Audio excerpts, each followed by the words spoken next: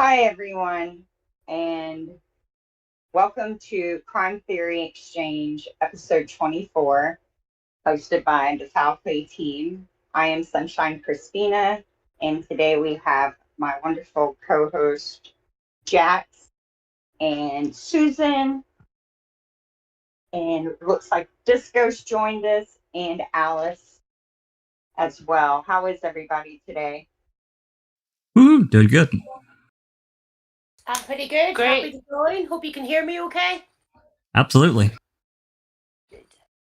So, yeah, how are you, Alice? Yeah, not so good. Woke up this morning and my bloody tonsils are swollen, so I'll just be here for probably support today rather than Gavin. She wants to read and talk a lot. That's what I got out of that. Okay. Yeah, I agree. So as we know, the anniversary of this awful case is coming upon us. And we've been discussing, just different things. And I thought it would be interesting if we kind of revisited the 1985 case. Oh, this is going to be fun. Yeah, definitely. And I think we've all been on this case and in the investigation and seeking information long enough to know that the more you look at something, the more you recognize connections. And Susan, I don't know if you want to discuss what we were talking about earlier. Susan made one of those connections that I think is pretty important and just shows how diabolical this entire thing with Stephen Avery is. You bet. I just had this thought just maybe a half an hour ago. It's always bothered me that Deb Strauss, the phone call she made on the 4th, saying that she had done past investigations on Stephen Avery. But we know in her deposition that she claimed that she had never heard of Stephen Avery before she was put onto the case to investigate the 85 wrongful conviction. And so she didn't investigate Stephen for that case. She was investigating law enforcement. So my question was, when did she investigate Stephen Avery? So what I'm thinking is after he filed his lawsuit, she was put on to start investigating Stephen. Yeah. And, there's, I think, I don't see how I don't see how there's any other conclusion to come to, right? Because we know that she made that call. And in that call, she says that she's not a big fan of Stephen Avery. And yet in her deposition, she said she didn't know who Stephen Avery was, right? Getting that? Right. Yes, and in that call, she also says, I've done some past investigations on Stephen Avery. Can I just play the call, Christina? It's about a minute long. Of course you can. Yes, you can. All right. If you're on Discord, you're going to have to unmute YouTube for a minute. But let me play this right quick. That way it's nice and fresh. All right. Here we go.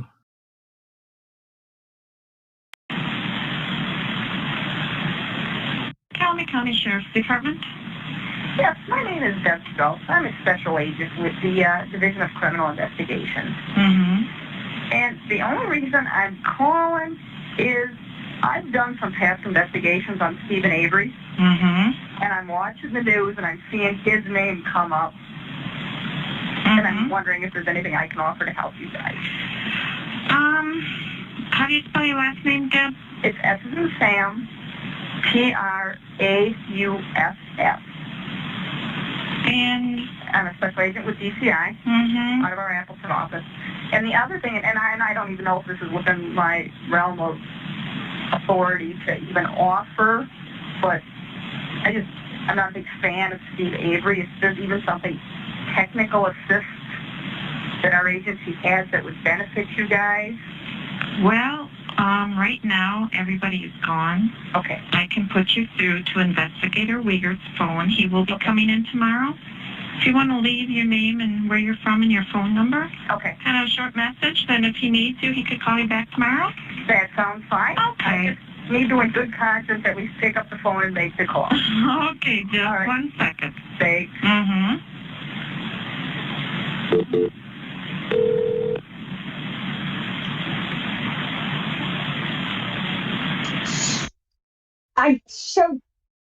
Why did she make this call?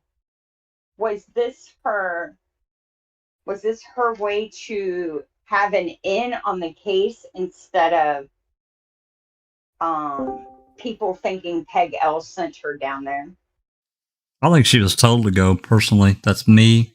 I think that she was either told directly by Peg or she was told indirectly by someone that Peg told to send her. Well, someone, because these, Fassbender and these other DCI special agents were assigned. She was not. She was not assigned. She shows up and says, I don't like this guy, done fast investigations. What can I do to help? I'm here. Use me. I'm a resource. And that's not the way that shit works. Sorry, it's just not.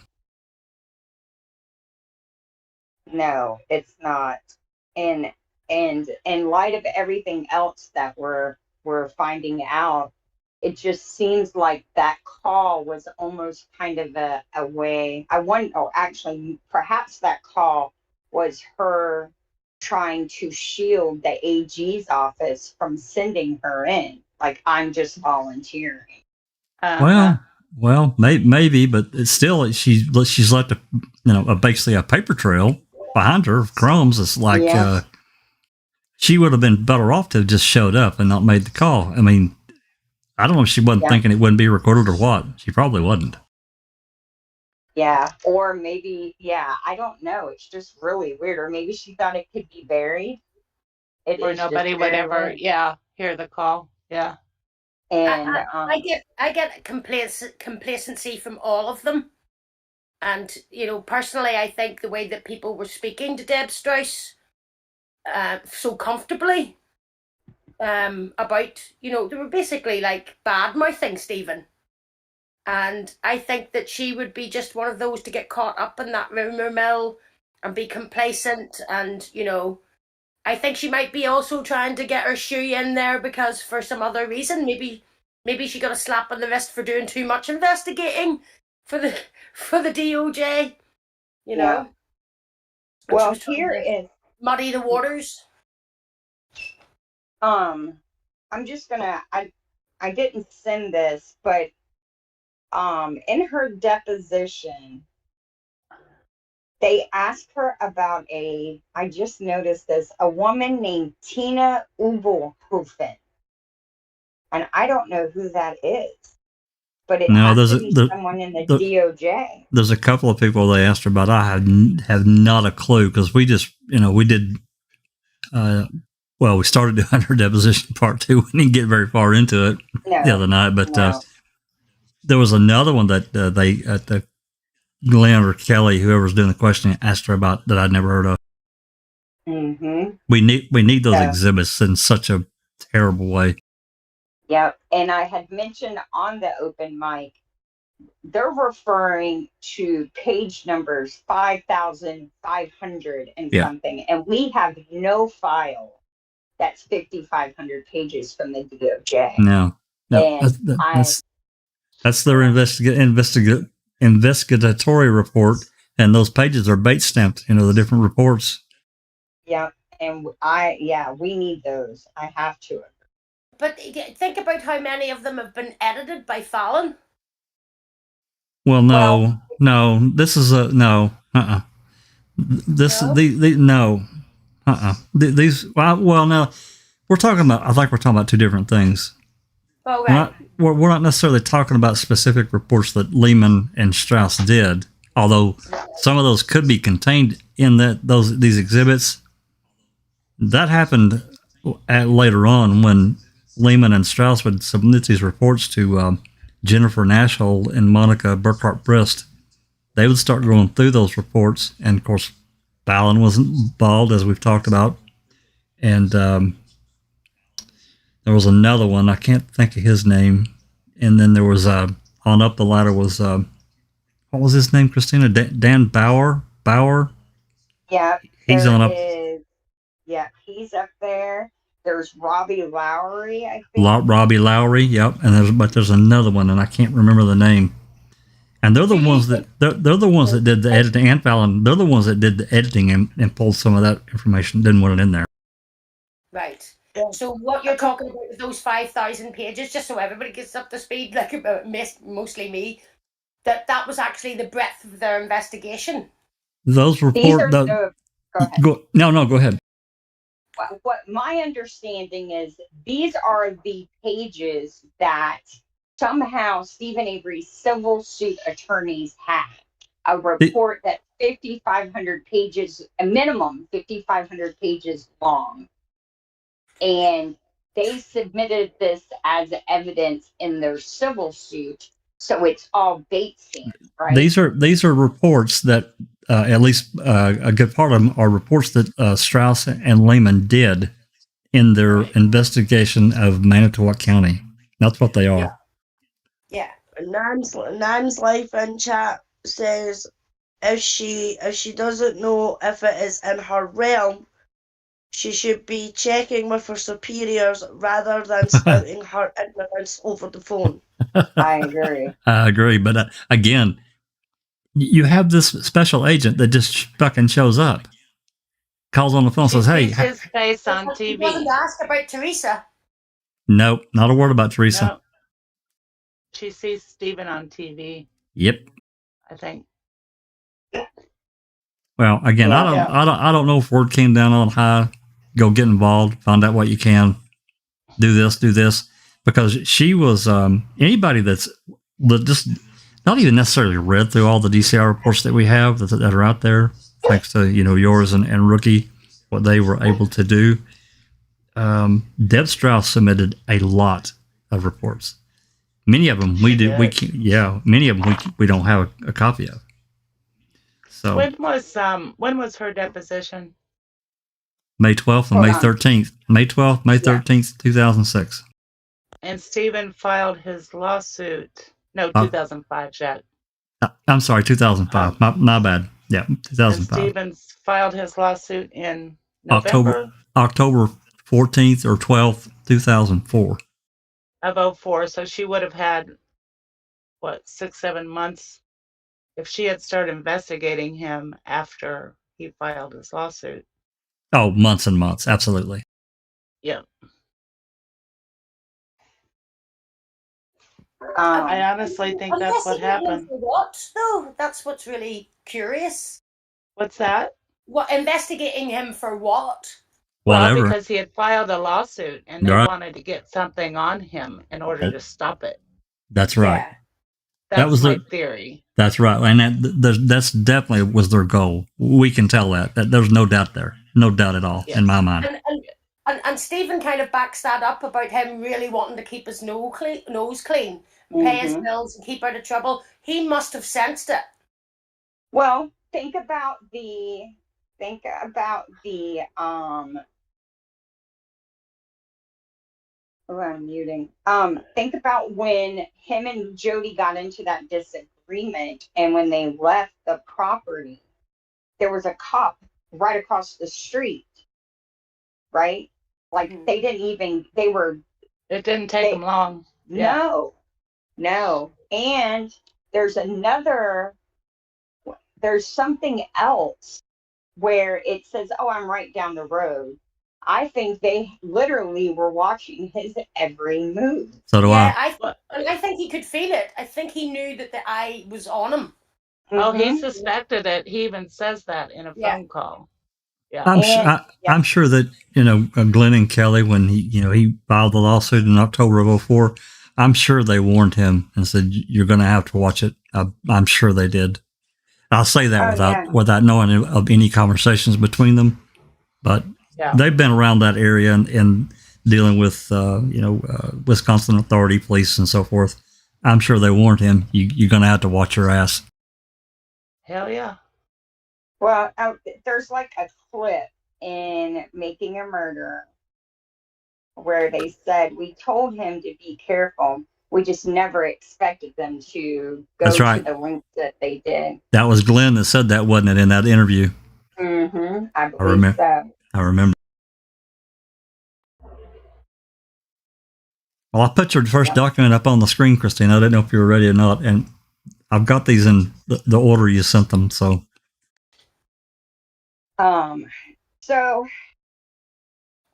Dennis Vogel is kind of like he's probably the one person we have the least amount of information on, who had the most to lose. I think that's fair. Do we agree? Yep.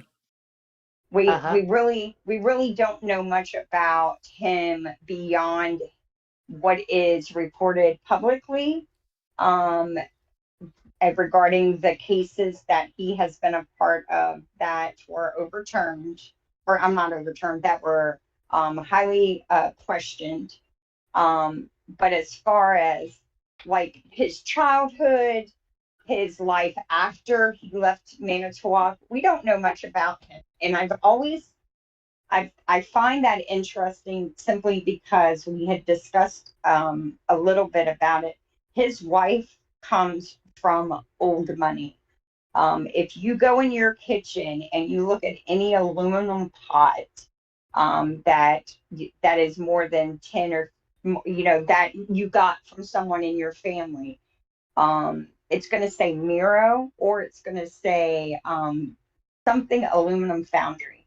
Both of those companies were started and brought into a great $1 billion revenue source for the people by Dennis Vogel's wife's people.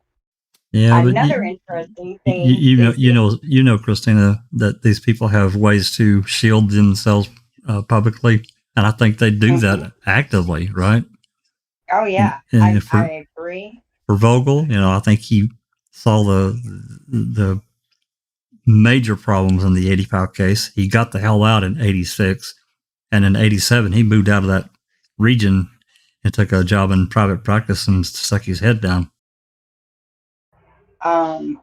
I agree. And another interesting thing is, if you look throughout the investigation that the DOJ conducted, and anywhere they mentioned Vogel was always making phone calls. He's the guy who calls to get what he wants, right? And that only comes from having power and the ability to control others to get them to do what you want. Because he's not around in this case, but he's very much paying attention to everything that's going on, because absolutely his ass was definitely in the hot seat. Yep. That's an interesting letter, isn't it? So the date of this letter, is January 15th of 1986. So, had Stephen been convicted yet of Penny's assault? Yes. Okay. So right after. Talk about a fast trial. Yeah, right. Exactly. So Penny's assault was in July of 85. Correct. I believe. And so 6 months after this, Gregory Allen had the balls to visit the DA's office, because you see it says, please be advised that Mr. Allen came to my office again. So that means this ain't the first time he's come to visit him today, denying any wrongdoing and stating he was not involved in this incident. Now, this is not Penny's assault. This is yet another one. And he's trying to claim that his shoes are the reason why is proof that he is an innocent man in this claim. And he's trying to convince, Vogel is trying to encourage police detectives who arrested Allen for prowling. Now that was the Manitowoc city police, city right? police. Who's That's writing right. this Correct. too? Yeah. Right. Yep. Officer Jeffrey Tech and Detective Hank Hospital. Hospital. That. Yeah. I think it's one of those. And both of these men, Osperdale or Osperdak, is actually mentioned in the depositions. You see how If it I says remember he came to my office again. Mm-hmm. So, and think about Brenda Peterson and the other Brenda. These women, because men like Gregory Allen exude evil, right? And they knew they're sitting here telling Vogel, because if you read Brenda's deposition, I wonder if it wasn't after this meeting or the one prior when they went to Vogel and said, hey, Stephen Avery didn't rape that woman. We think this guy did it. And this is where he tells the lie that he called, and Gregory Allen was on probation and not even in the county when it occurred, to shut them up. Well, So this is just unreal. The Yeah. DA writing these cops saying, hey, he said he didn't do it, and he doesn't wear that kind of tennis shoes, so Yeah. you just want to make sure that it's him. I mean, Yeah. come on. I noticed that they sort of like change prowling into disorderly conduct. Uh-huh. Well, that's standard practice for anything that happens to Gregory Allen. You just knock the charge down to, jaywalking or, looking at somebody the wrong way and move on. He gets out of it. Different crimes. Yeah, they are big time. But it's also interesting look that at not too long after this letter, Vogel resigns his post. He leaves. Hey, and you know what else I just noticed? Look at the so the very bottom, that's DRD is Dennis Vogel, and then I don't know, those of you who are my age probably remember from typing class, the backslash and the lower initials, that's the secretary's initials that she wrote the letter. So he actually had the other Brenda write this letter saying to encourage, and these women are coming to him telling him Gregory Allen is the guy. Right. And he had the balls to have her write this letter to get him off on another charge. That's so sick. That's so masochistic. It's almost like he's compromised and he's trying to, like we talked about the other night, he's compromised. Yep. It's like he's compromised. It's like, but God, here's the thing. Here's the thing. You do not compromise men with this much money unless they want to be compromised. You do. Oh, no. So what did he have on him? Did he have videos of him in compromising positions? Pictures? Videos, pictures. Or for photos. Yeah, possible. Yeah. And why is prowling in were they from the club where they were doing, nasty things with boys? It's interesting about the club is that from my very beginning of researching this case, there has been this attempt to sell that club theory that Vogel put forth immediately when Making a Murderer was released. Right? He was talking about what they did to his bartender and how they changed her cause of death to, I think, a heart attack. Yeah. And one has to wonder, because the wealthy play differently than we do. Okay, their idea and how they completely sold his bar out. I mean, everything in it had a huge party there, and and they entertain themselves in ways that a lot of us have never imagined. And that's all I'm going to say. His manager of that bar that was killed or died, whatever, killed. She also said it was the cops, is what she said, that were threatening her. she was killed, but then if you look, they ruled her death of natural causes. Yeah. And that's Did because they they not had try the and charge the power. boyfriend first, though? What's that? I think they tried to charge her boyfriend first, and then they let him go. But Yeah, he'd seen I blood. think you're right. Yeah, she was covered in blood. Yeah, natural causes. Said it was a heart attack. Mm-hmm. And then that just makes me think more about the gentleman who was brought in from, I think he came from Milwaukee. His name is Thomas Dresser. And he was his case was the top written about case in 1983, I believe, in Manitowoc. So this gentleman was a tax auditor. He came into Manitowoc in October, and I want to say in April of 1983, his wife went to go meet him for lunch and found him unconscious at a park, And the unconscious, and he had poison. two Yeah. bottles, both bottles of Coke had been opened.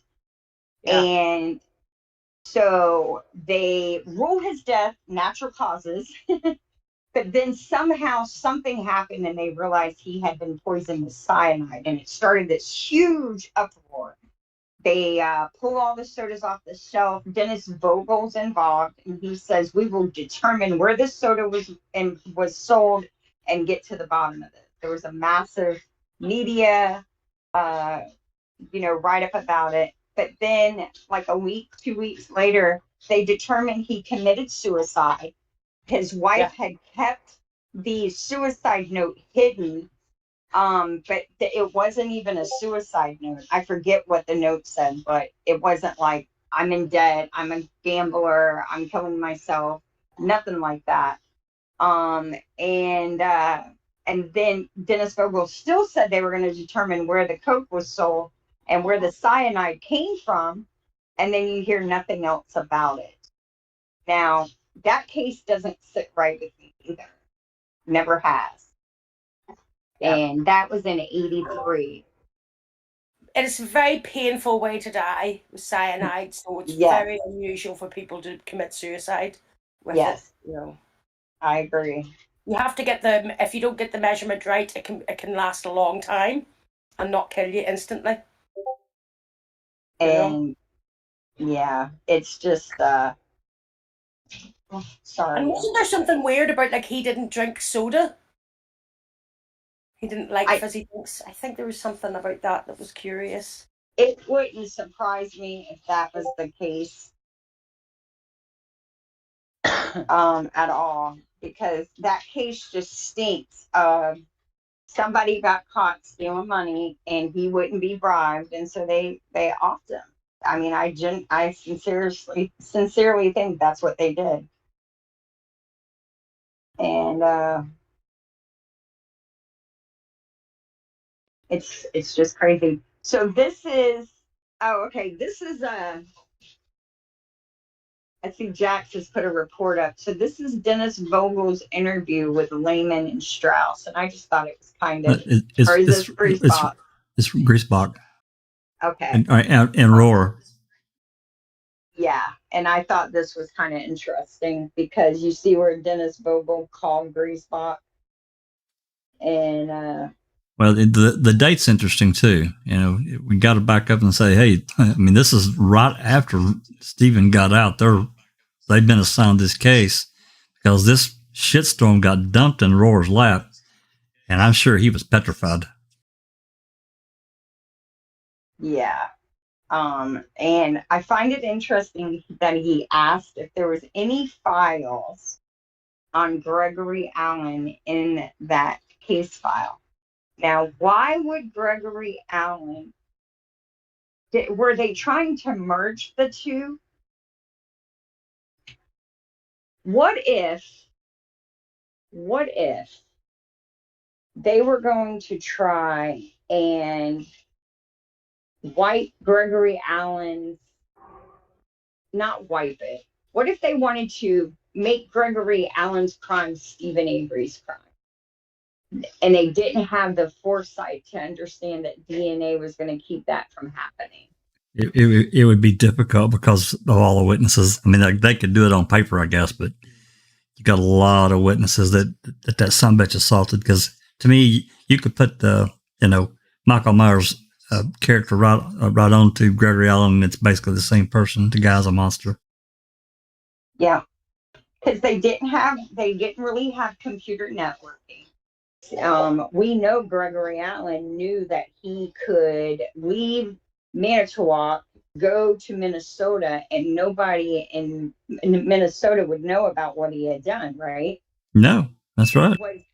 So maybe, is it too far-fetched to think that they were going to try and eradicate his entire criminal history from Manitowoc? Well, And it may be bury it into Stephen Avery's file? It might have been a thought, but again, I think they probably knew that there was too many people that could identify him. I mean, people in his own office were telling Vogel, "You got the wrong guy." So, yeah, I think they probably recognized how difficult that could potentially be. And how many people were told them that they got the wrong guy? In his office? Well, there's 3 of them in his office, wasn't there, Christina? Yeah. There's at or 3? Least 2 in the office. Maybe yeah, that's right. 3. And then there were a couple of officers. Yeah, yes, two women that worked there. I mean, day in and day out, and knew Gregory Allen's file as well as Dennis Vogel did, because they did all the freaking paperwork. Mm-hmm. Must have been so uncomfortable for them to see him in the office after writing up all the details. It would be God. Really unacceptable. Like, no safeguarding there. Absolutely not. Apparently, the guy could visit whenever he wanted, because we saw in that previous letter he stopped by again.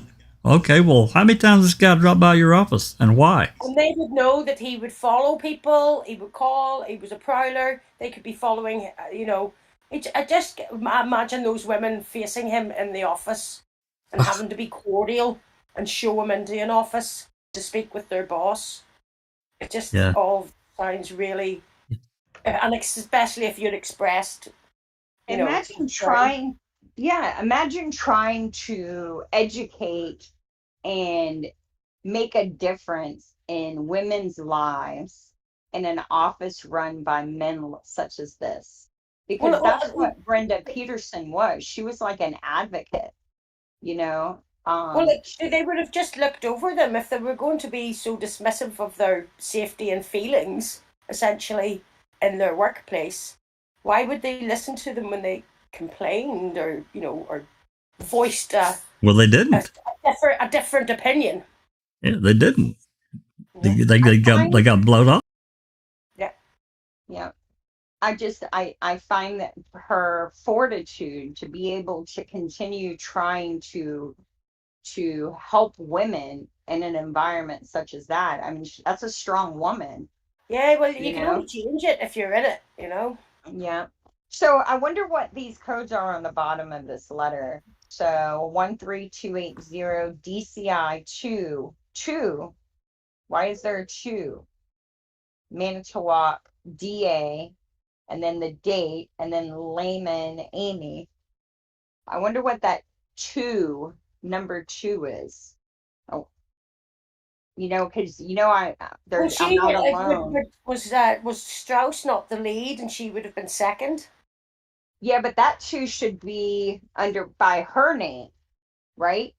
So I'm wondering, because there's several of us who believe there's 2 sets of books in this case. Yeah.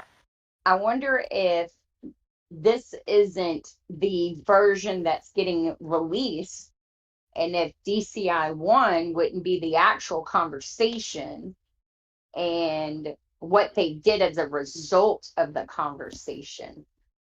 Like, did Greasebot call and say, hey, Vogel called me, tipped me off that all of Allen's files, this is all hypothetical. No, I just think that's Amy Lehman, because she's the DCI from Manitowoc to the DA interview, and then it has her name. So I think that Strauss was the lead, and like they were partners, but Strauss would be 22, DCI 1 and 20, she'd be DCI 2 in her reports.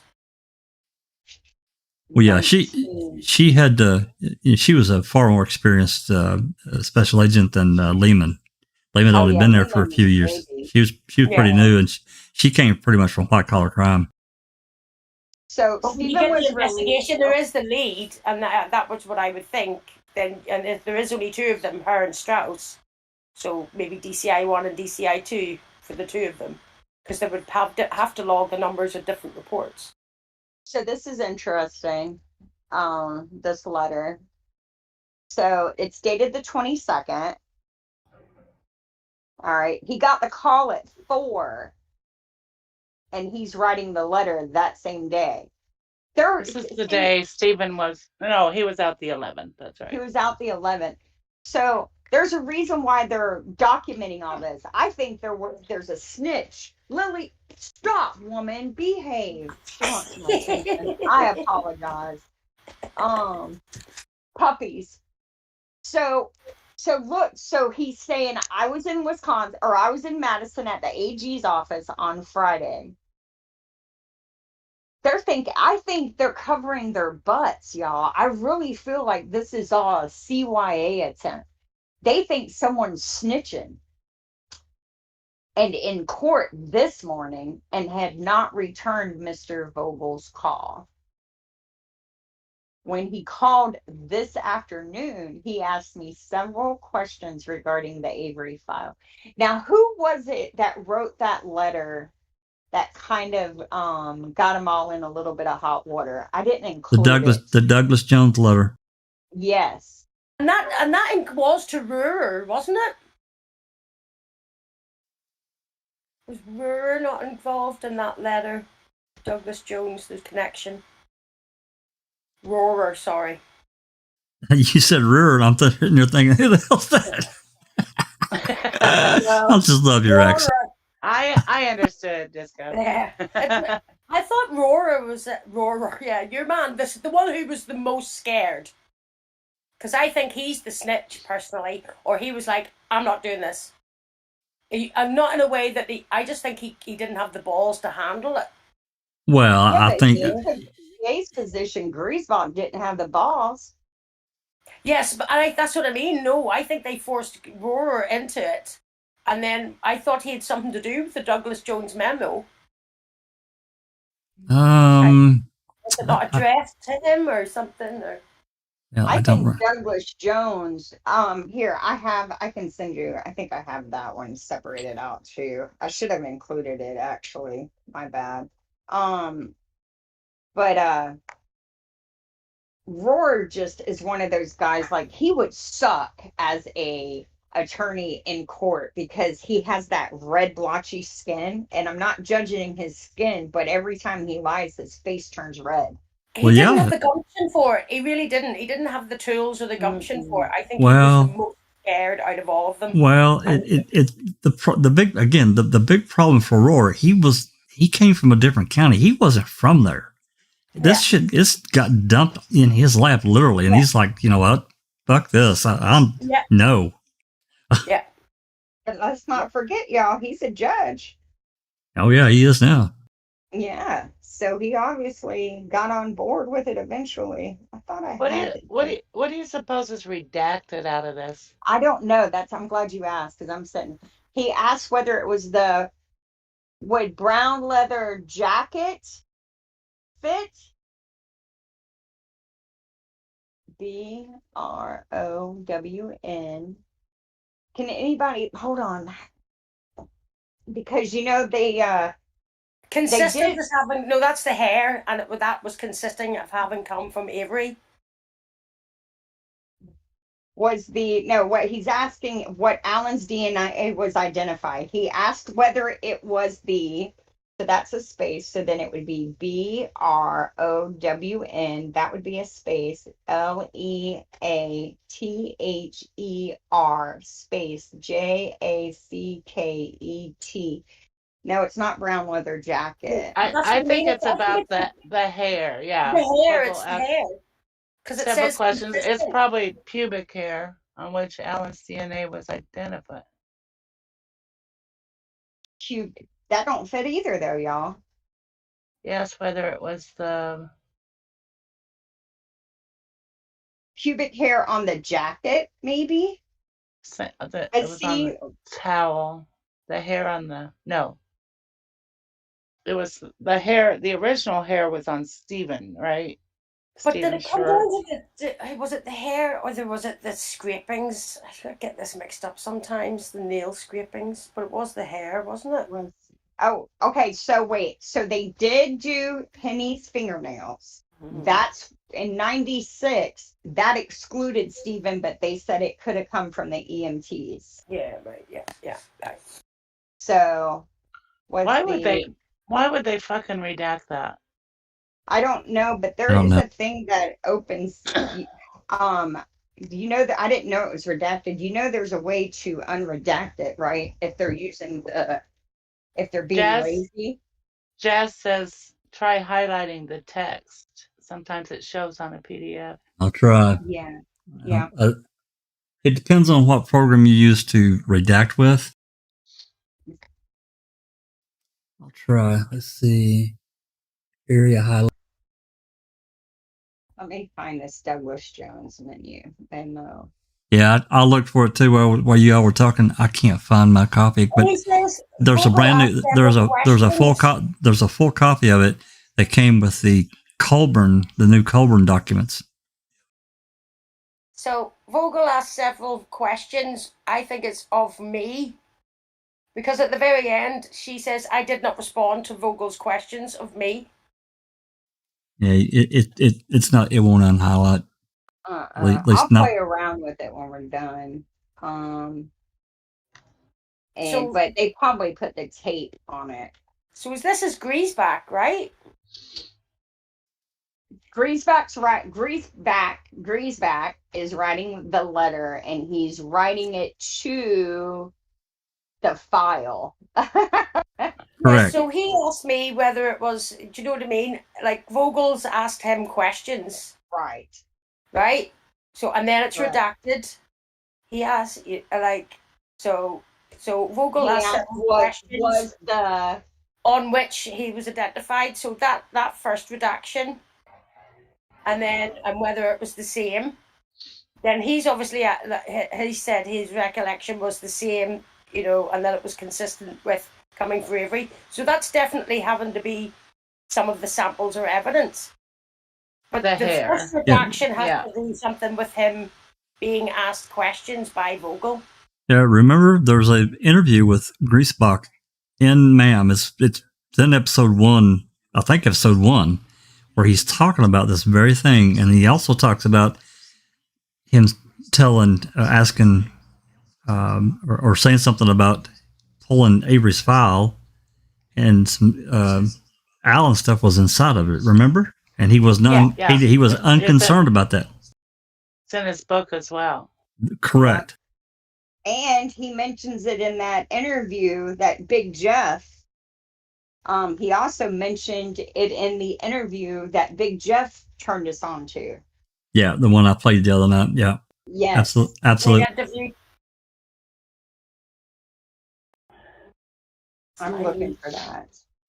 If I remember right, we've always had a hard time finding that dadgum letter. Yeah, it's in one. This letter, it doesn't actually contain a lot, so I wouldn't worry about that redacted. It's so vague anyway. It's in the copy your ass thing. There's a full copy, like I said, in one of the later exhibits of one of the documents in the Colburn case, but I don't remember which one. I'm sure I've got it, but I didn't separate it out. I didn't separate it out either. I haven't. I just gotta. I don't care about that. And but let me see if I can find it here. I remember I put one here. Doug Jones and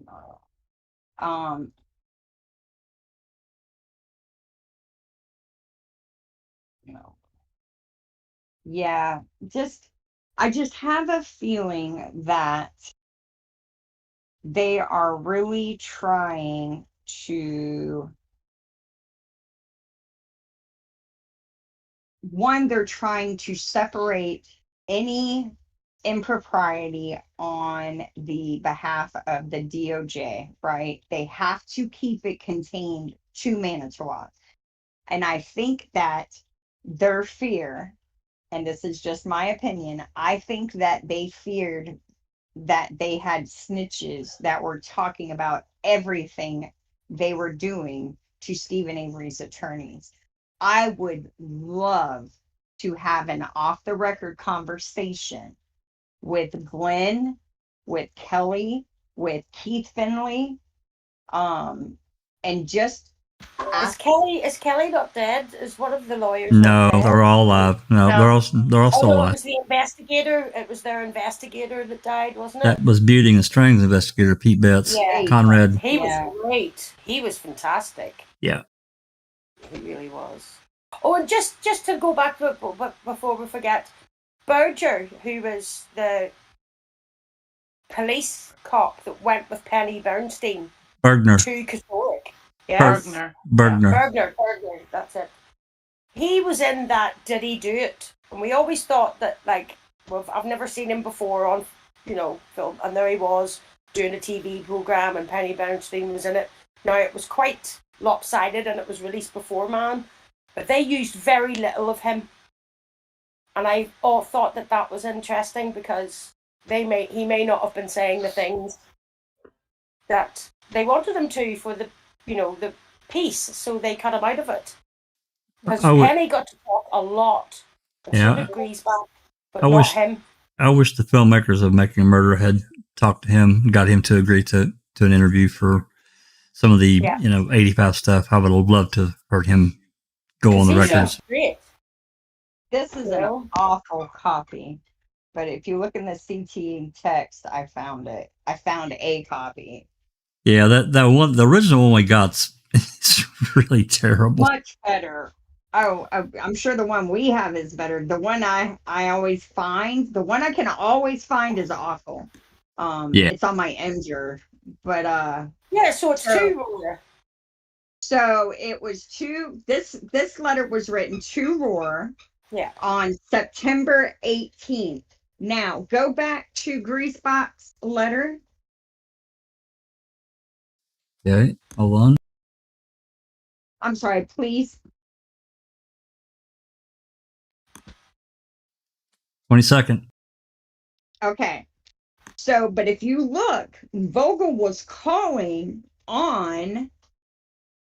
So the 22nd was a Monday. I think I remember looking that up. 22nd, 21, 20, 19, 18. So Monday, Sunday, Saturday, Friday, Thursday. So this is dated on Thursday. All right, which is exactly a week after Avery was finally released. And he's discussing events that occurred the day he was released. I called and spoke to Kusche in the afternoon to tell him that there was an article in the newspaper about the Avery case and that Avery had been released. Gene said that he was already aware of the article and about Avery being released. We chatted about unrelated matters. Hold on. I don't want to scream online. I think they were all afraid that someone amongst them was working with Stephen Avery's attorneys. So everybody's trying to make it look like they were all clueless about this innocent man sitting in prison for all these years, and they're trying to keep it from being linked to the DOJ and DCI willingly participating. Because I'm telling you, if a man didn't commit a crime, but yet they had evidence that made it look like he did, there's only one way that's going to happen, right? If a man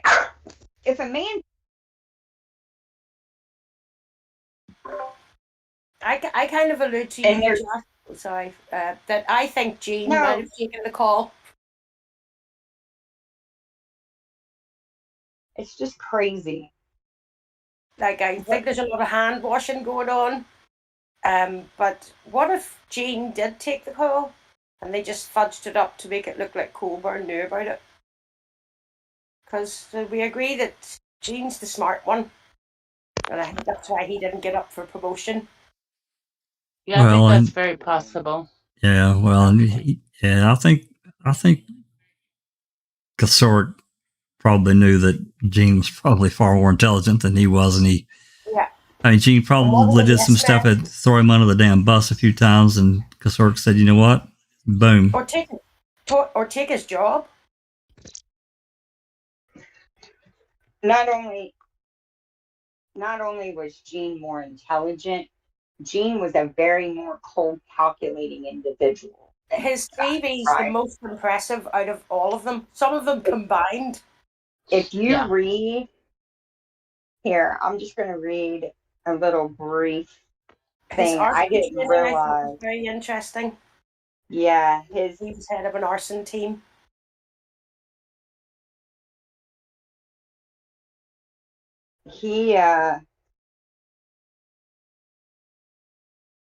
He worked for the Kenosha Police Department.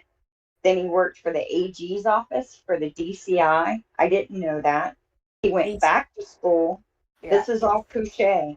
Yeah, no, He worked- I've read it. It's really impressive. Now, this is interesting. He also worked for the Consumer Protection. That's and right. These are all fields of work where bribery and unethical things are prevalent. I'm not saying he was. I'm just saying it. You see it a lot because that's how the mob was making their money back then, right? Selling black marketed cigarettes, alcohol, booze, or clothing. They would rob. Getting your arson expert to say that it was a fire and Yes. claiming insurance money is also a big one. Yep. And then he worked in narcotics. And then, I mean, his CV reads he should have been sheriff. Pretty That's sure. what I'm saying. I'm pretty sure he was in. I'm pretty sure he was an intelligence officer during his military. Yep. Yeah, that's the one I'm His looking Vietnam, for. I think he started with the arson as well. Because It he'd said been something training about in. Saigon. And he probably was like, I don't know, did any of the rest of them actually serve in the war? I'm not sure. I'm not sure how many veterans were on the force. I think he might be one of the few that actually saw action, if you know what I mean. I don't know. I don't remember Kasoric or any of the other ones being in the military, but they're that age that I would be surprised if they weren't drafted, and especially in Vietnam. Now, here's what's interesting. I don't know if y'all know this. I did some digging. Looking into. I did some digging because Kasuric is was a reserve, right? I think we did this on the podcast. So Tom Kasuric was a National Guard Reserve dude or Army Reserve dude, whatever it is. Now, here's what's interesting. Not one Wisconsin reserve unit was called up in the Vietnam War. Mm. Not one. I find that There's many ways to get around it. Very interesting. Not one reserve unit was sent to overseas. And I don't know why that bugs me. If we get the right that Kusche could have been in line for the promotion, but he gave it to Peterson. Is it? Who did he give it to instead of Kusche? Well, Well, warranted the comment that he would stab you in the back. He did. He lacked tact. Yeah, no. What he lacked was ignorance, right? Well, Peterson was programmable because Ken Peterson isn't bright. No. Jean Kusche wasn't going to be Tom So- Kusche couldn't talk I- Kusche into Yeah, doing anything Exactly. If you look at an because he was employer, smarter than him. why would you take Peterson over Kusche with that kind of CV? Only if you saw him as a threat. That's right. That's right. Exactly Yeah. right. You've got to remember another, guys, is remember Gene Kusche stated in his deposition that DNA can be fabricated. Mm-hmm. His deposition is the funniest. So, And I mean that in a way. He talks exceedingly candidly, calmly. I don't see any tics or dishonesty from him. He's very smart and he's very quick. But if you look at his body language, he could be talking to you like he's in a bar. The rest of them are like that. And I think he definitely had a personality that was not going to be molded. You know, Yeah, and the only running for sheriff. person who's going to speak candidly and openly about a case where millions of dollars is at stake is someone who knows one of two things. One, they're not going to be affected, or two, it's never going to pay out. Yeah. So he knew that this case was either dead in the water or that he was never going to feel the heat off of it. Or both. Mm-hmm. Because he does, if you look at him, he's so casual. Yeah. It is unreal. I was just imagining him sometimes putting a wee drink in front of him and go, he could just be chatting to you at the bar. And he's in a deposition and the rest of them, like Link keeps his hands placed ahead so he doesn't want to look fidgety. You know what I mean? That's a real move. It's a poker move. But I can't get over Gene. Like, you shouldn't laugh in parts of those depositions, but he does make me laugh.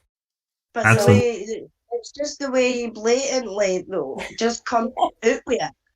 Under oath in a deposition, when they ask him, do you believe that the DNA that got Stephen off is real? And he shakes his shoulders and gives a weird face as if to say, well... He goes, you know that? I don't know that. You know, but no, it's the way he does it, Disco. He's like, well, DNA can be fabricated. Yeah. You know what I mean? It's like, what? Why the fuck would you come out and say something like that in a fucking deposition under oath, you know? So if he's coming out with saying something like that, has he been involved in something like that before? Or does he know the of fact is, has done something like that before? He's not lying. It can happen. You know, so like he's essentially answering truthfully. He's not saying that I've done it, but there's a possibility that it could. That it can be done. Yeah. Yeah. Here's something interesting in Kusche's deposition. So they're talking about the titles he held while working for Manitowoc County Sheriff's Department. It says, so you were chief deputy for a period of time, and Kusche says that's correct. And from when to when? In function from 79 to 1985. And so then Glenn or Kelly says, are you distinguishing between in function and something else? And Kusche says, with title, yes, I held the title for another year until 1986, correct.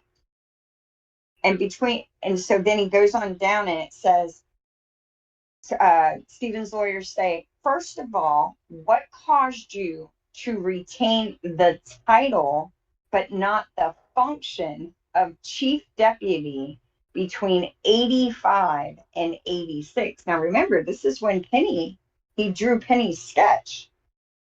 And he says it was the sheriff's order. And so, of course, the next question, what was the reason for that order? I do not know. So if he helped frame him, but yet he had a demotion, what happened? Hold on. So then he was chief deputy, but then he was also under sheriff. Oh, I see. So he got a promotion out of it.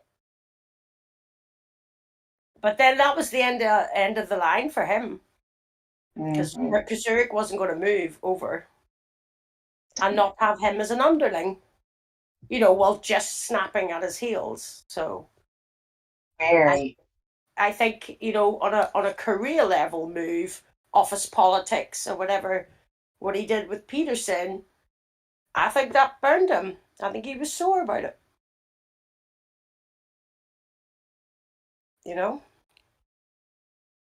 So that's just what I've always thought about him. And you never really see them together.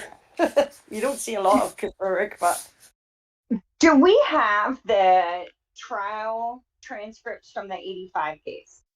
We do not. What's the cost of getting them? Thousands. I think we should start trying to acquire. Can we ask? Because they went over Kusche's trial testimony during his interview when Amy Doyle prepped him for the deposition. I don't know how many pages the trial is. I just know that the entire case file is like $4,800 for the 85 case. Wow. I think we need to do a fundraiser. Do you know what? I wouldn't agree with something because I was always on for the depositions, but all the videos. Remember they said, and I know that's very expensive, but I think that that's a reasonable amount to ask for crowdfunding if we got all of that in its entirety. If nobody has it. Yeah, I think that trial. We've got pieces and parts, but we don't have anywhere near. We don't have the full picture. Well, is it possible to go? Can you only send us this stuff at a cost? Yeah. Reduced cost.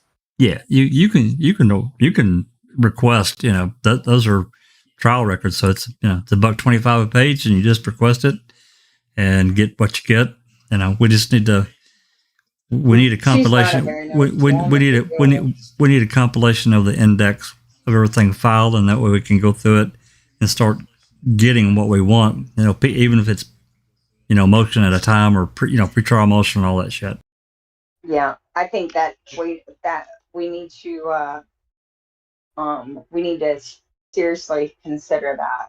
Well, I think that everybody's obsessed, really. Like, I think once you deep dive in this case, like Big Jeff said many times, and I love hearing him talk about that. But that's his, everybody has their thing, and the 85 case is Big Jeff's thing, and he knows so much about it. Yeah. And I think having the whole picture of that, because we've always said that we think a lot of the roots are in that case. Oh, this entire thing is rooted in the 85 case. There's no doubt about it. So it would be good to have the full root, Yes, I agree. And I think that it's not a frivolous thing, where maybe the video depositions were, and, glad we got the depositions, but, I'd love to see them actually. Oh, the video. I would love to have the videos. Oh, my God, yes. So much. Yeah. I mean, that is the biggest wish list that I could think of. But really, on a research level, and putting the bigger picture together like you want to do, Jack, that you've been so great with foul play to memorialise it, having the full picture of the 85 case would be very, very helpful. It would. I can't disagree. I'd love to have it all. I really would. I want to read how Vogel is as a DA. I want to see what his attorney style is. Approach. His approach. Thank you. That word. Does he not do like just land and services, like it's family law or land property? Is that not his specific area? I thought dark side. Someone else has said that too, but no, I don't think so. I don't get that from him. I think that. Go ahead.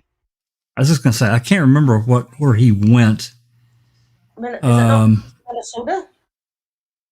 No, when he left, he was still in Michigan, as far as I know. Some or not Michigan, but Wisconsin. Some other town at a private firm, but I can't remember what. He did go to Minnesota for a while. Did he? And his wife. Oh yeah, because his wife is also an attorney.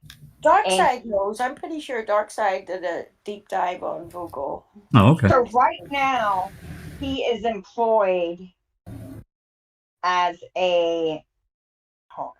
he's employed in personal injury and business law, real estate, government, Yeah, the real estate. all Yeah. of that.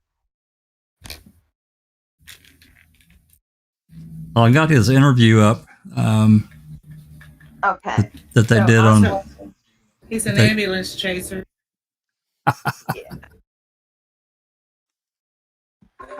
well, He's pretty old now. He'd be probably in his damn power chair, you know.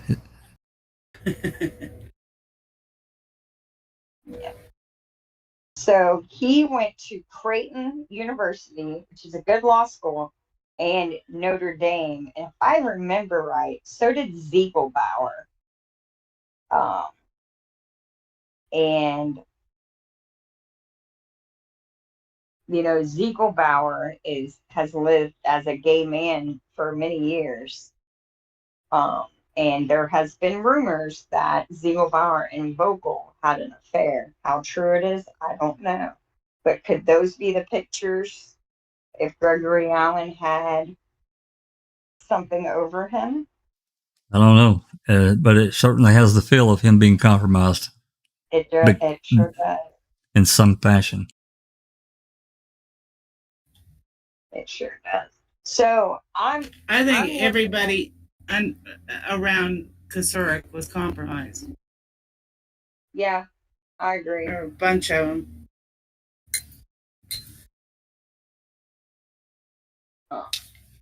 Yeah, like when the big fish is caught, all the wee ones go.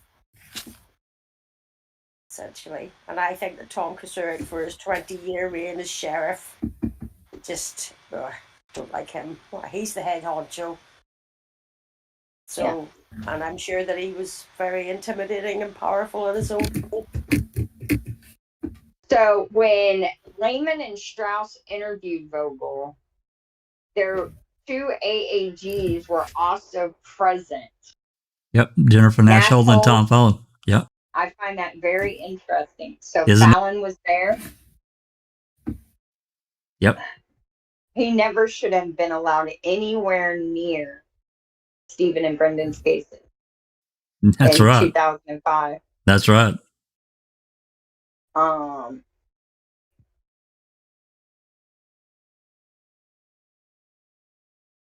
So this is what this says to me is basically we are covering our butts. We're investigating the wrongful conviction, but we're not looking for why it happened. We're just going through the motions, getting the taxpayer dollars, but we don't really care. Nothing. Busy work. That's what I call it. It's busy work. It's not really in any Big Jeff as well. Like it's not really. It kind of lacks, curiosity and intelligence of investigation. We are just like, no, everything's fine. We'll do this. We'll go through the motions. On a bureaucratic level, make sure it's all documented. And we did a great job, and that's all right. It's all on paper now, and you just send it in. And hope that nobody looks any further. Was Kusche ever interviewed? Was Kusche into what? Ever interviewed? Yes, he was. Yes, he was. I think I included it in that thing. Interesting. And then Vogel, I feel like in this report, it said somewhere it says that he's not sure. Oh yeah, right there. He stated he wasn't sure if he went to the hospital while Penny was in there. Now, why would you say you weren't sure unless you know that you did?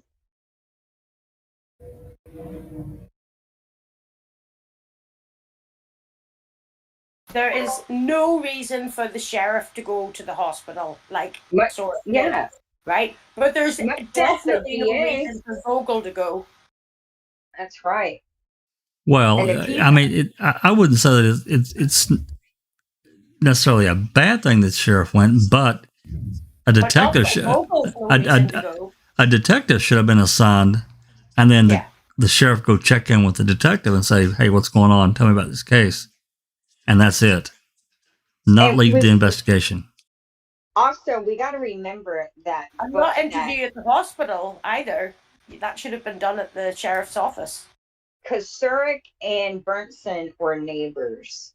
Yeah. So because he knew her, he should have never have been in charge of this investigation. But instead, he does what he does.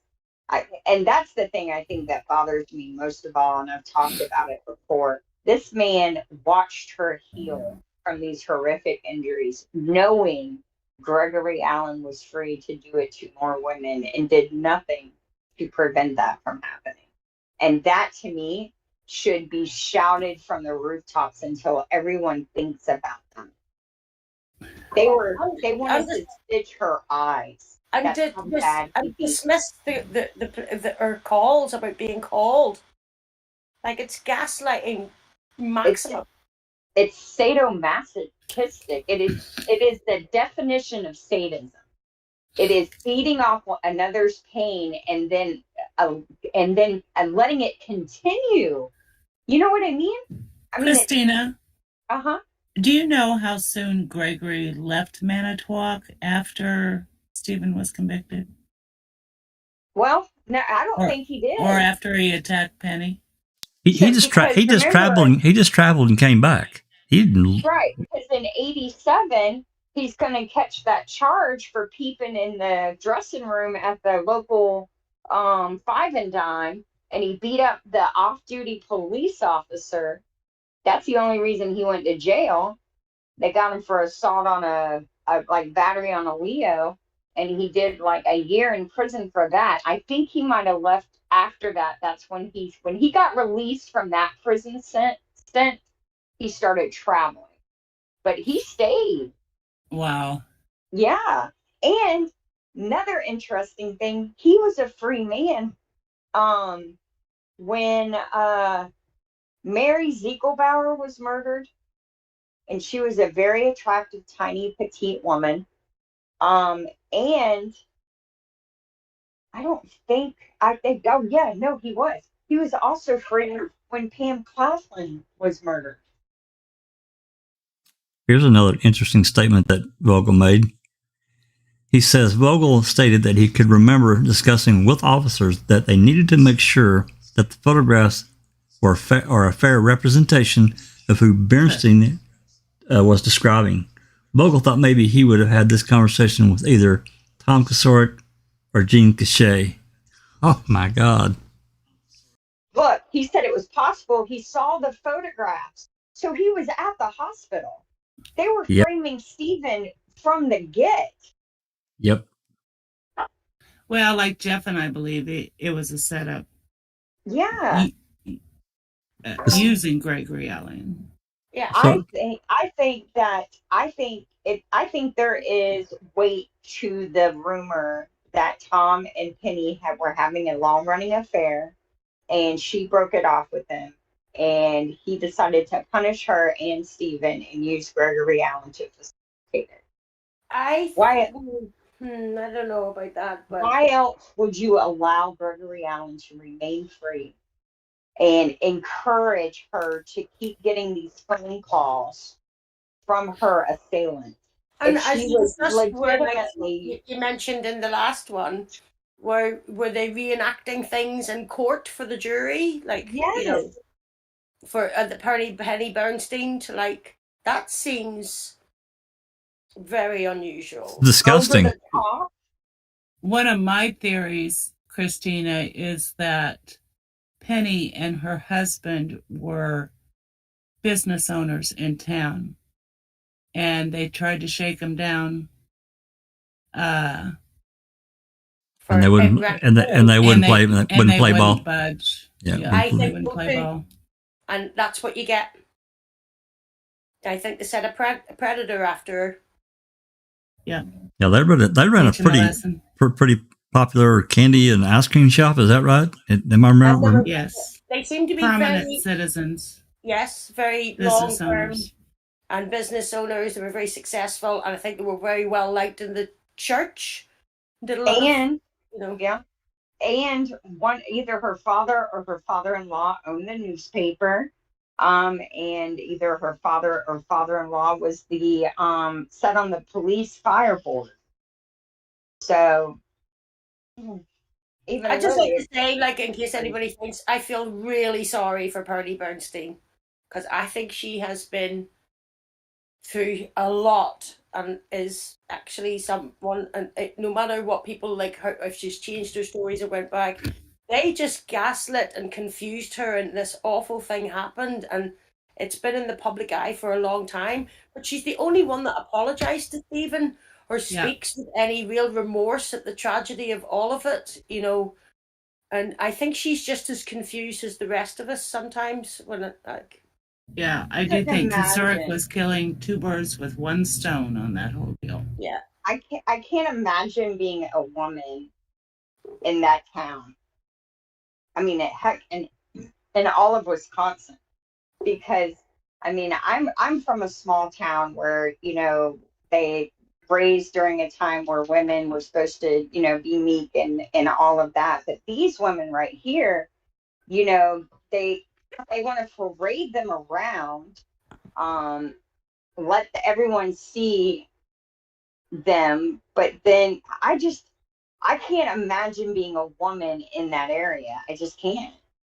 Look at what they did to Pam Claflin.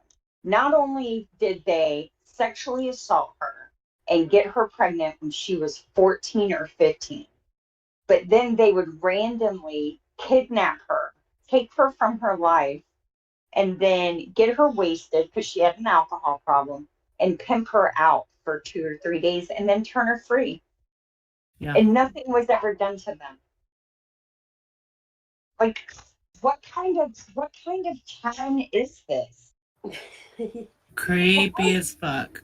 Well, like I watched the Hours to Kill, or it was something else, but it went over the Karina Muller case that I shared with you, where everybody kept quiet for over 20 years about this policeman killing this woman and dumping her thing, and they tried her boyfriend for it, and he was acquitted, which is always a part of the case that like galls me, because that policeman sat in court and with him on the stand while he was on trial for that murder. I can't imagine what that boyfriend, but he was obviously told, you're not going to go down for this. You just go through this, and he was acquitted, and it didn't go, and all the evidence went, and it came out 20 years later through a criminal informant that was forced to be there.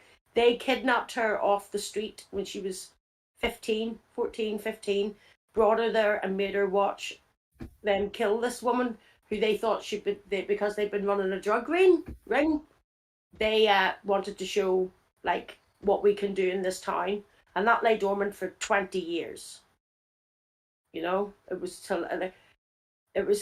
weirdly enough, there was people looking into it internally, like their own, and they kept getting batted off, but they handed off a lot of the case files to somebody else, and when it went back they went over it, but he had to keep that out of the police station because those people were still there, which I thought was really an insight I didn't know about. The people trying to investigate them couldn't because it was the police, you know. Shocking case, like, but I don't put anything past police now after that case. Here's an interesting statement that Vogel made in this interview. Vogel said that it's his recollection that Bernstein gave a verbal description of her assailant. A composite drawing was done, and a detective made a comment that it sounded and looked like Avery. Liar. You fucking liar. It was fucking Dvorak that made the suggestion. It was no damn detective. But he's then saying that he was at the hospital, right? Well, it's basically come out that he was there because if he saw the photo lineup before Bernstein did, he had to be, because that's where... There's no reason for him to be at that hospital. No, not unless he was there to make sure from the beginning that everything was done in a way where the case would be rock solid against Avery. Like, that was his purpose. His purpose was to ensure that the lineup covered, you know, like there was no out. He was a consultant, literally. So I've noticed when it comes to Wisconsin, they make sure that procedurally their cases are rock solid. They don't really give a crap But about they don't go. They don't follow innocence. procedure. There's no reason for a district attorney to be at a hospital at a rape victim's bed. Unless he's making sure that the case is solid from the beginning. Do you see what I'm? Am I saying it where y'all make they have sense? DAs, like Kratz said, the special prosecutor had to be on the crime site, and they had those DAs there, and Mm-hmm. like there's no reason for them to be there, No, Well- well, their purpose, off that stuff, surely. their purpose isn't justice. Not Their field work. purpose is to ensure that Conviction. it's a rock solid conviction Yeah. from Yeah. the onset. Look at how the Teresa the Hallbach case was handled versus the Rudy case. There wasn't no damn prosecutor showed up at the Rudy house, Unreal. Yeah. Unreal. and it was a disaster. That woman was And butchered. she was endangered missing. Yeah, He actually was endangered Pregnant. missing. Yeah. It's So- interesting at the bottom of this, Christina, where it's Uh-huh. redacted, seems like it's talking about the hair again on Stephen's shirt. Yeah. Why is that redacted again? Are they Vogel trying stated to get, take they're trying to separate the But DCI. that was the junk Sheree science. Culhane? I don't know. Well, is that not the junk science? They got him for the hair, because It was junk science, yeah. The other But evidence. why is that redacted? I mean, I know. Because is it junk science because Culhane was wrong because it was junk? It's now junk science. It's not aged well. There's something to that. Yeah. Try and highlight that part again. If you don't, humor me, Jax, and see if we can expose it. I can't do it like this. I'm gonna play around with it when we're done. But no, it's Yeah. not. It's nothing, or it won't do anything. there was not even a trace of cement powder on the clothing of Avery. That's such a lie. Could you imagine being Arlen Avery, knowing they're framing his nephew? Right? I mean, I don't see these people, the people who have survived this garbage, this evil. I have much respect for them because, wow. The more I learn about this case, Yeah. Here's another Jim Dandy statement. Vogel was asked who ran the Stephen Avery investigation. Vogel stated that Kusche and Kusche ran the investigation. It was Kusche, period. In the story.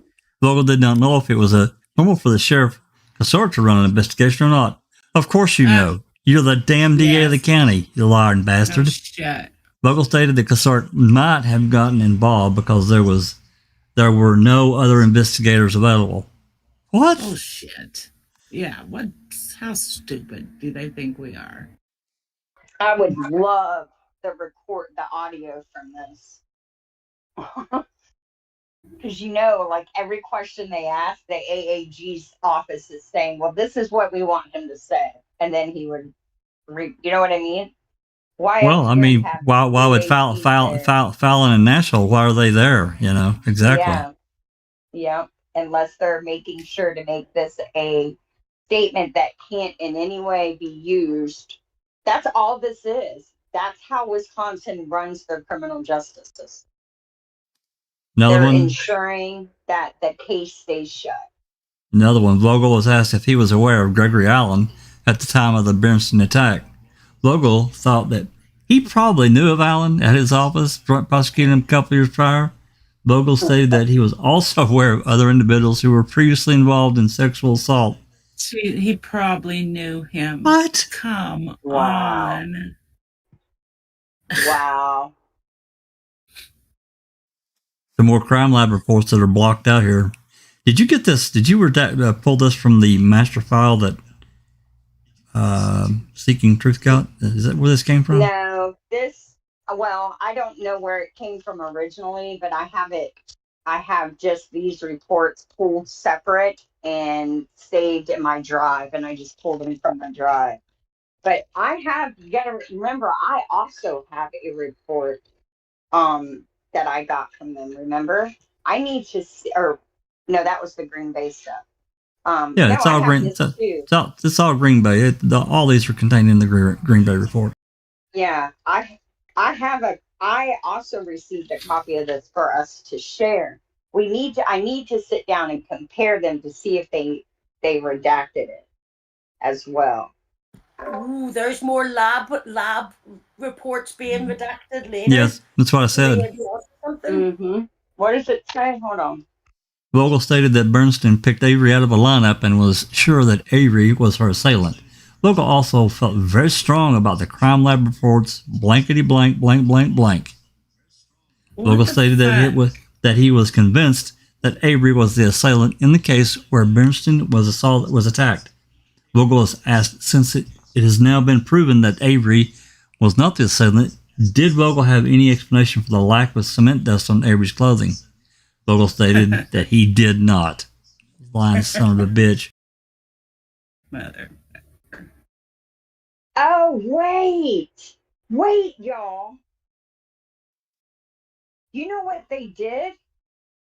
They either washed his clothes or they swapped them out. Well, yeah, Arlen Navy said there was concrete dust on on Avery's jacket. I think on his shoulder. For his shoulder. Skin. Yeah. Yeah, if y'all have ever messed with cement, when you're pouring it, when you're forming it, it gets everywhere. It's in your hair, it's in your arm hair, it's on your clothes, it's in your nostrils. It's quite toxic. It can burn you. Yeah. His clothes were covered with it. They took different clothes. Well, yeah, if you're in there, helping to float it and get it pushed where it needs to go and floating it out, it's going to get all over you. Now, it sounds to me like Christina that you were playing in it.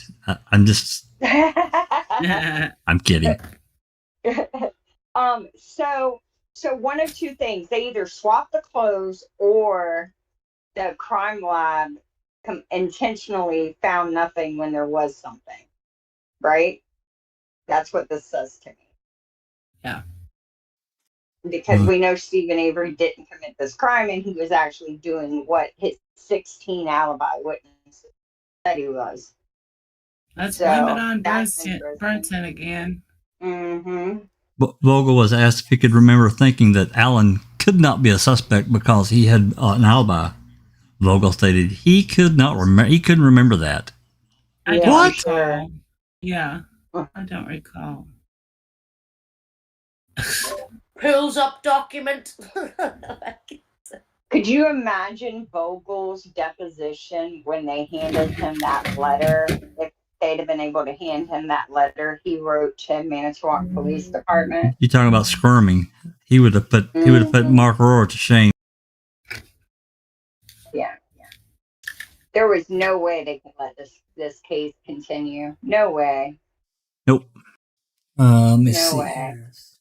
3. And before we came on, now I'm just hypothetical, but if you're the sheriff's department and you're in the midst of a civil suit for $36 million minimum, and these are the documents the other side has plus 5,000 more pages, plus I think they're worried there's a snitch that's telling them everything. So who knows what else they have. And there's another DNA match to Gregory Allen for another crime he committed while Stephen Avery was serving his time. You'd have been pretty desperate October 31st of 2005. And I think they're the only ones who had a motive. I don't see how anyone who knows what we know can say they didn't have a bigger motive than Stephen Avery. And who can frame someone for a crime they didn't commit? Only the cop. They're the only ones who had access to the crime scene. They're the only ones who had access to the evidence. And they're the only ones who had the ability to know Stephen Avery's movements the day of October 31st. So This is, I've got number 4. It's a photo of a screenshot of some testimony. I pulled it up next. okay. So this is Brenda Peterson, who worked in Dennis Vogel's office. And she's saying that her and the other Brenda, and there was another woman, you're right, Jax, to the 3 of us. There was 3 women in there who were trying to get them to look at Gregory Allen. And they were told by Dennis Vogel, all 3 of them were told that the answer was that they checked with his probation agent and they verified his whereabouts and he was not in the county. So that is, if that isn't creating a false alibi, remember that guy on Reddit? Oh, it was what was his name? He got banned finally. Oh, Solo. Solo. Yeah, Solo says that's not a false alibi. I do not miss Solo whatsoever, by the way. Yeah, me either. He got banned, not one iota. Good hope they're well and all that, but glad he's gone. And our next file is, it's the Word document. Hold on, I'll pull it up here. Okay.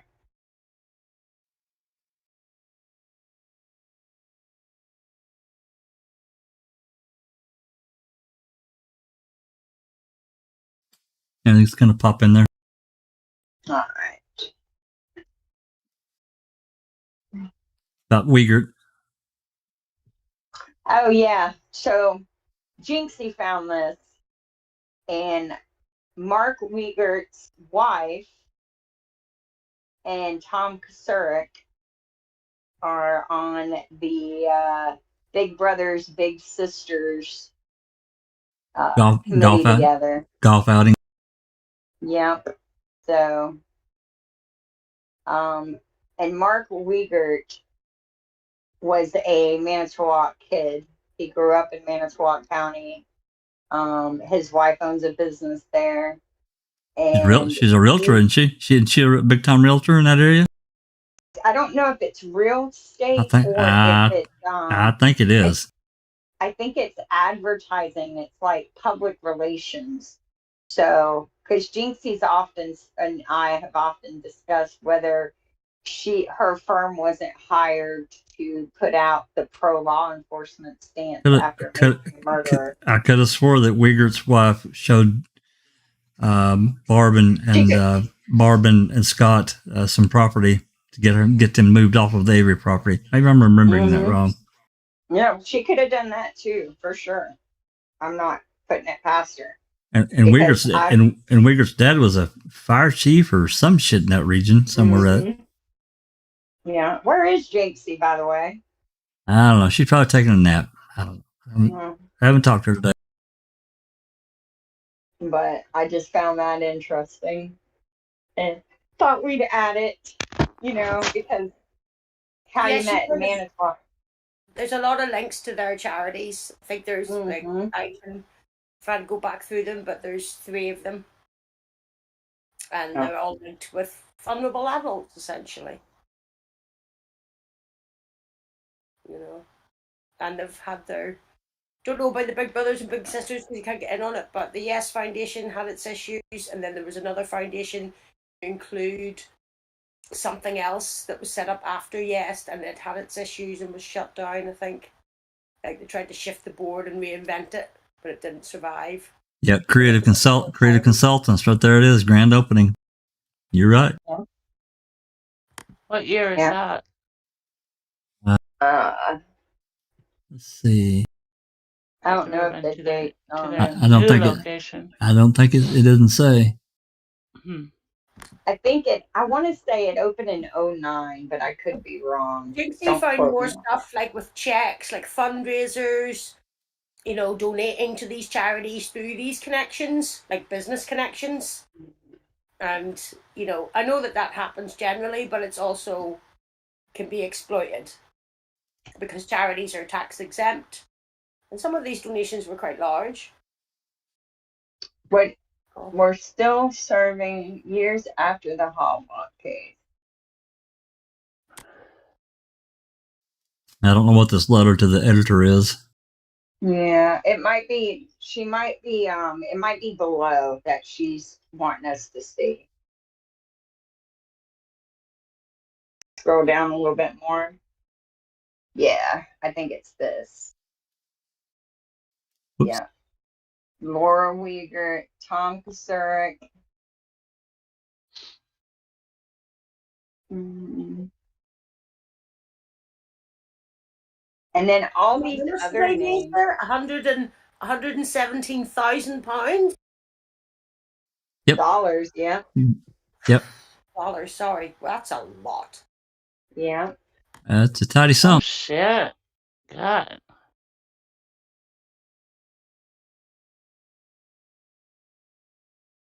Very interesting. That is, I'm telling you, for charities, that's large. See, when you have sponsors in there, and I'm sure they are very charitable, but that little town raising that much money. And the other ones that I've seen, they've been suspiciously large. Yeah. Because I work in charity, I know what we can raise and make. That's a lot. That's big budgets. Now this is this William Weaker. That's his dad, right? Pretty sure it is. Yeah. It is.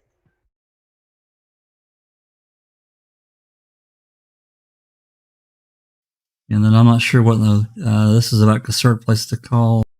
Said a bomb was planted in the building. Some bomb threat. And the Valdiers. Yeah. No, see, Tom Kusurik and William Wiegert worked that case together.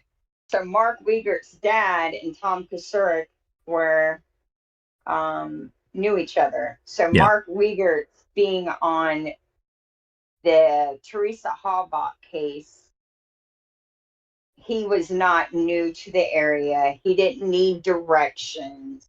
He knew exactly where he was and how to get where he needed to go. Oh, absolutely. Yeah. So their attempt to make it seem like they, were strangers is just foolishness.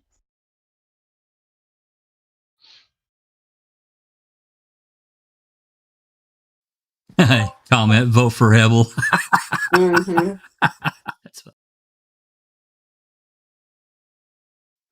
Okay, that's the end of the Word file. Okay. I just thought it was a interesting little compilation. I'm pretty sure Jinxie put that together. Yeah, I think so. She found a lot of great stuff. Good, she ferrets that stuff out.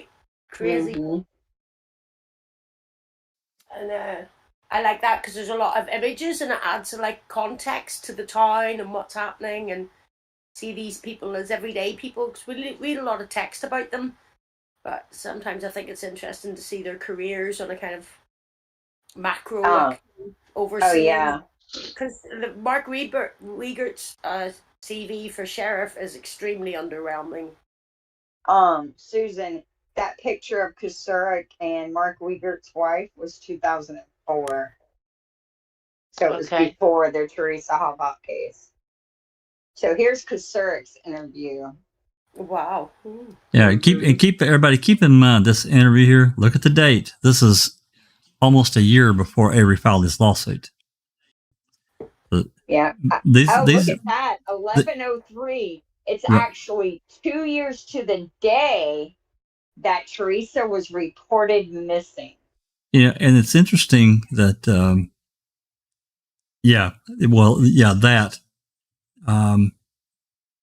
I lost my damn train of thought. It'll come back. I'm sorry.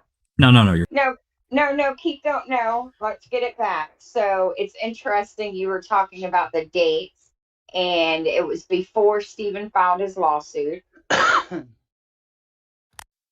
It'll come to me. Keep going. Okay. I find it interesting. I didn't catch that until just now. 2 years to the day. But that's like the date of activity says the 10th, the 29th of the 10th, 2003. I know.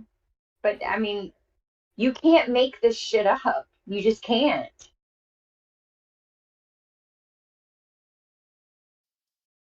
Yeah, and more.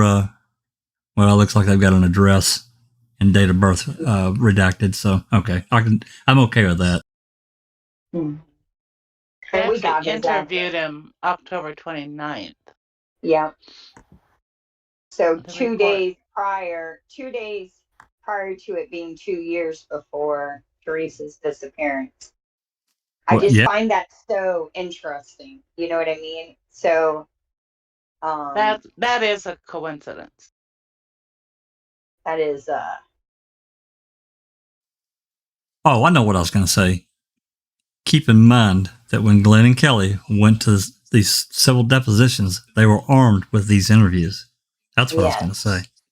Yeah. So these people, try to wiggle out of, answering a different way. That's why you see, what's her name? Dvorak, she's turning 14 shades of purple. Well, not my verbiage, blah, blah, blah. Okay. What did you say? Yeah, exactly. They were very prepared. These guys have been on this case for 10 years. Don't let Greaseback dismiss them because they just talk a lot and they're Irish, which they're not. Like, they have descended, but I think that they really did probably think, well, what are these couple of Irish guys coming in here? And they just were annihilating them because they're extremely smart and, as you said, well armed with a lot of information. But the way they question them is so tactful, I think they were just, I hadn't seen anything like it before. I also find it interesting that he was able to secure funding for $1 million jail renovation in 1985, but yet he couldn't get money for pagers and portable radios and portable radios for the detectives. Yeah, what a joke! I'm calling BS on that. Yeah, some real shenanigans going on here. Gotcha! I gotcha. Yeah, and I bet you he would have been asked about that under his deposition as well. Shenanigans and malarkeys all around. Mm-hmm. Who's Richard Andrews? I've never heard of that name. Prior chief deputy or something looks like here. Yeah. The only two individuals who had these available to them were Sork, his chief deputy, who was either Vern Clement or Richard Andrews at the time. Yeah. Bill Beck said he didn't know how to proceed because he wasn't a detective. So that's what they're going to do. They were going to try and blame it on lack of training. So the sheriff stepped in. Yeah. Yeah.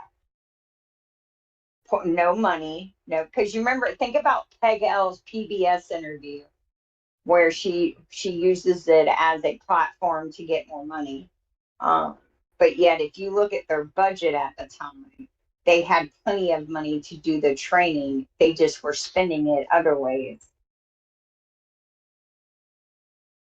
Yeah, probably a margarita machine and, Mm-hmm. To be fair, and I think with Jinx had discussed this, she could probably talk more on it, but she got all of these.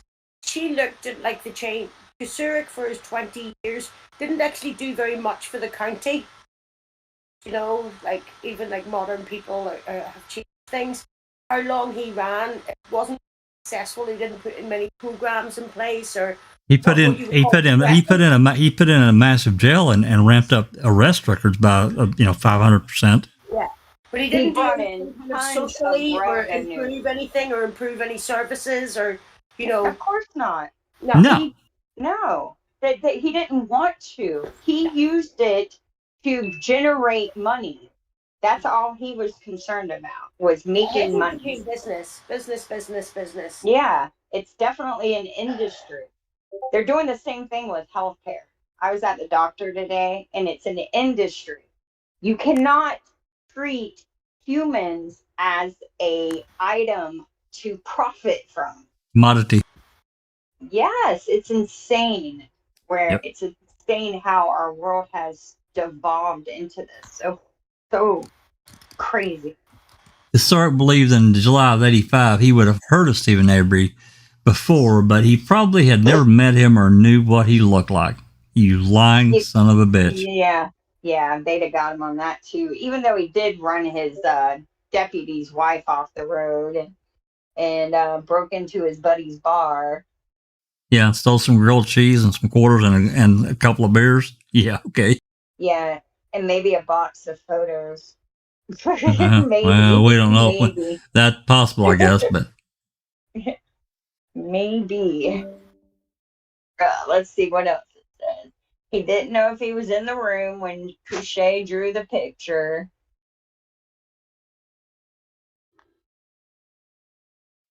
Oh, we lost Alice. So he does remember asking Kusche if or asking Berntson if it looked like her assailant. And then after, he's claiming, now see, that's interesting because that's not what Vogel is said in his depo or in his interview. Kusche is saying that Avery wasn't named until after Berntson ID'd the composite. Yeah, that's a lie. That's a lie because Vogel, and I think it's in the depositions, they all say that when they heard the description, Dvorak said, that sounds like Stephen Avery. That's right. That's exactly right. And that's huge. That's a huge discrepancy. Yeah. I don't know if there's anything else on there. It's all garbage. It's been a while since I read these in their entirety. I can't remember anything that really jumps out. Sark stated that sometime during the evening of the arrest, a detective had been contacted and it was possible that it was Larry Conrad. It was at that point because Sark stated that he backed out of the investigation and had a limited role. Well, you'd already done all the damage. Asshole. Yeah. He backed out. That I don't believe that for a second. No. We need those trial transcripts because did he testify? Does anyone know?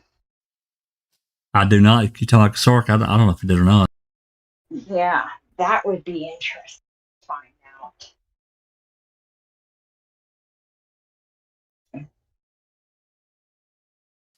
All right. All right, let's see. Kusche was asked about the canvas of the beach area. Strauss informed Kusche there were no reports done. And he says that was just sloppy police work. You see that? Yep. Yeah. Don Bells would have been the person to have coordinated the canvas. Oh, Kusche was asked his relationship with Berntson. Kusche stated he knew the family from the church and their children were the same ages, but they were not social friends. They were next door neighbors. Yeah, I think they lived 2 houses down from each other. Yeah, they were in the same neighborhood. Absolutely. Yes. Now, all of that would have been brought up in his deposition. Every bit of that.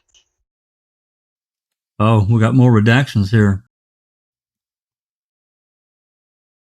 And it's the cement dust and the blank. The hair. No. It says there were time frame issues and issues with the lack of cement dust, and the blank said that someone other than Avery was running the cement spout. Confidential informant? No, maybe. I don't know. Maybe. That's a guess. Yep. Now, the second redaction is Tom Berntson's name because they left the T and the B. They sure did. Yeah. which it wouldn't have been difficult to figure that out anyway. Yeah. I wonder if they did that so if Stephen Avery was found dead, they would have Tom Burnson as a suspect. They might have. If they weren't playing Yeah, ball. wow. If they weren't playing ball, you know. Yeah, you can't make this up. Oh, Kusche was asked, looking back, where he thought things went wrong in the investigation.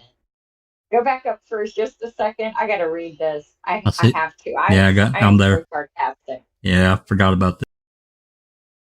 Where things went wrong in the investigation, Kusche stated that he would like to see a photograph of Allen from that time period to see if there were similarities between Allen and Avery.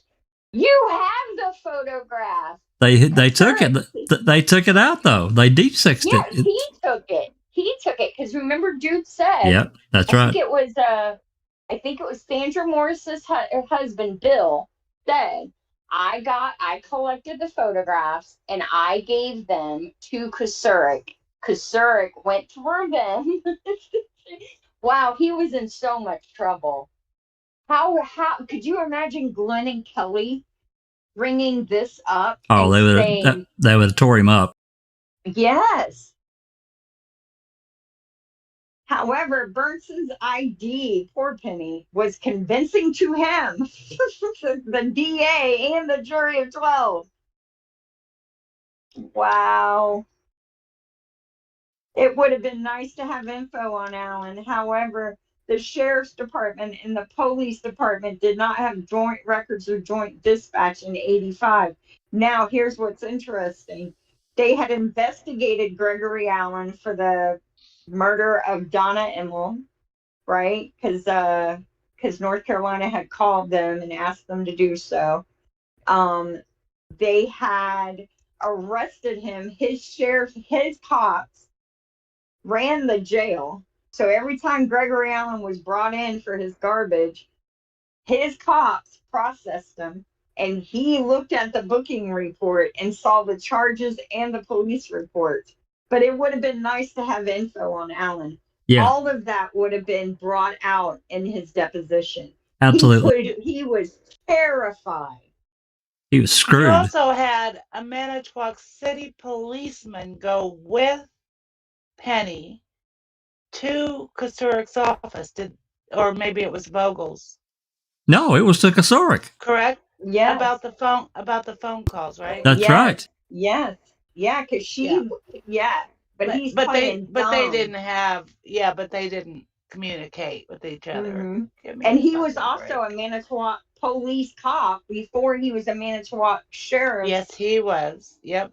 So he's all of this would have been exposed in the deposition. Yeah, Glenn or Kelly would have said, hey, didn't you originally come from the Manitowoc City Police Department? Don't you still have contacts there? Seriously? Mm-hmm. And how many of your officers were former Manitowoc police officers? And also, Mr. Sheriff Kusche, didn't you yourself run the jail where Gregory Allen was processed in? Didn't your officers investigate him for the assault of a North Carolina assault and murder of a woman? Didn't you yourself? You see what I'm saying? It would have been so bad. Bad. Plus the arrest a year earlier, a mile away from where Penny was attacked. Yep. And plus the fact that he lived right down the road, like 2 houses down from Penny. He could not be deposed. He could not. And then, I'm glad I remembered. So by extension, the fact that Strauss, Lehman, and who was with him? Can you go back up again? I'm sorry. Were the AG's office with him too? When they interviewed him, did they mention that? I didn't see that. Hold on. But they would have also brought up the fact that the AG's office didn't really investigate anything all they did was green light the investigation as not being nefarious. No, the AG, the lawyers weren't with them. It was Amy and Deb. Okay, I find that interesting. Oh wait, also present during the interview was E, and some we don't know. There are other people there. Oh, his wife, Tom Kusuric's wife. What was okay? Yeah. But is there more than one name? Oh no. No, and she's got a hyphenated name. Why Did did you you see mention Big Brothers and Big Sisters? That's his employer, because he works for them.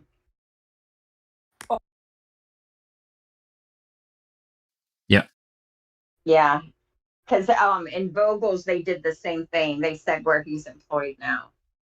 I wouldn't want him near any children. No. I forget land and campsites where they have breaks and getaways up to there, and I don't like the sound of any of that. I forget who I was talking to this about. I think it was Jinxie, because whoever it was knew the Big Brothers Big Sisters is literally facing the Manitowoc County Courthouse. So when you right come across out, the street. Yeah, when you come out of the courthouse, let's imagine you're a child and your dad or your mom has just been sentenced to jail and you don't know what to do, right? And you come out of the courthouse, you see Big Brothers, Big Sisters, and you're thinking, well, maybe they can help. So you go in, and who gets a hold of you? Tom Kusuric or someone trained by him? I would hate to think what they have done to children. Because these guys are evil. Jinx says Uyghurs' I lives. Compassionate individuals to be in charge of such charities that are linked with vulnerable adults or vulnerable individuals. Mostly, seems to be children. Yeah. And, I'm not saying that all charities are bad. Okay, I'm not. But the 501Cs has devolved into nothing else but another way to gather money to use for personal endeavors, and you're billing it as a charity. I think a fine example of that is going to be, have y'all seen the documentary on the money that was raised for the BLM thing and what was done with it? For the what? I've heard about it. For the what, Christina? Black Lives Matter. The Black Lives Matter. Oh, yeah, I've heard about it. I haven't watched it yet. Yeah, so I want to say $80 million. They paid escorts rents for a year. They paid for escort services. They bought houses, didn't they? Bought houses. I think they bought houses. I know they rented like Lamborghinis. Just nothing went back into the communities. Nothing was done to help these people. They just fleeced. So it was a big scam. Sharon Osbourne and Ozzy Osbourne donated like $950,000, and she said that she is just appalled at how they were played. And I don't think Sharon Osbourne is any better or any worse than most everybody else in the world. But she said that it disgusts her to think that her name is attached to something that is so just morally bankrupt. Because to get us many back of these, though, like it is like those people can appeal to other people's sense in a small town doing charity work to receive sponsorship and donations, like we've seen. Those are quite sizable sums. It does good for your business to do that. It's greasy palmed. It's also a tax write-off. So there's a lot of club win, yes. But it's also a really good way to just be nefarious, as we've seen in this modern world. But it's always been there. And I work in charity myself, and there is so many ways to hide people who want to be nefarious or exploit it. You know, that's just always going to be there, and you have to keep an eye out for it. Oh, yeah. If Think about, if the club does exist and Kusche is in there, how many of those kids they groomed for that I club? really don't like the idea of him owning land and sites, and that's where they go, and like all of it. I just don't see him as that kind of compassionate person. No. He's Fuck no. he's not compassionate at all. That's not like a no. philosophy that I think is born from a. That's just my personal opinion, by the way. Here's the thing. So he's grooming some to become dirty cops. Then he's grooming the others to be lifelong victims, right? Because you've got to program some to commit crimes to keep your jails full so you continue generating revenue. I think he's like, I'm not saying that he's up there like, but he's an abuser of power. And then he's also grooming and looking for the ones that if they disappear, no one will write home about them. Because that's another huge thing. I see that there's an abuse of power there, and abuse can be in many forms, and you can abuse your personal protector abusers of other things because you're self-interested in it. Mm-hmm. Abuse comes in many forms, and abuse of power isn't the same as what you're alluding to. Like, I know I don't want to say it, but it's still the same thing to me. Well, somebody he would be abusing authority for their own gain. Here's the thing, Thomas Kusche, I would not be surprised to find that Tom Kusche has no soul. Okay, like no sense of right and wrong. Look at those beady little eyes. I think he's a psychopath personally. So yes, so abuse. So putting this much power in someone's hands who only wants to do evil is very dangerous. And then you put them in a community and in an environment where there are many others. Because let's be honest, highly religious, so easily manipulated that way. You know, you can grease palms, you can get people through religion and then through their business, and by other means, there's another means to get the grip on. The entirety not be ignored. The entirety of the Wisconsin justice, the entirety of the Wisconsin justice system is staffed probably predominantly with people of like minds of Tom Kusche. So what we're seeing here, yes, it's been exposed, but it really is just the tip of the iceberg. I think that there are many, many, many dead bodies and many, many, many missing men, women, and children at the bottom of this one. I would not be surprised to find that Tom Kusche has played a part in many murders. Honestly, I wouldn't. He's soulless. So I just wanted to go back. I'm glad you put this one up. This is so when we're going over this, I want you to think about all the allegations Andrew Colburn made when he filed his civil suit. And this is the Stephen Avery civil suit, I think. It is.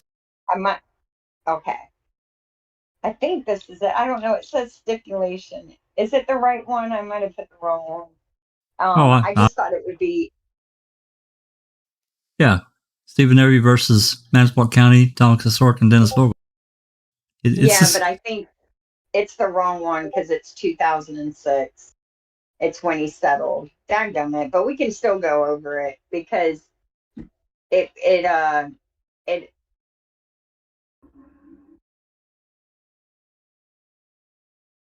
Oh no, it might be the right one. This is the one they did in October, right before Teresa's disappearance. So they agree that they have stopped doing anything until February of 2006. Now, isn't that interesting? Because he settles February 12th or 13th of that month. And Brendan's arrested not long after. Yeah. Fact discovery shall be completed before April 3rd.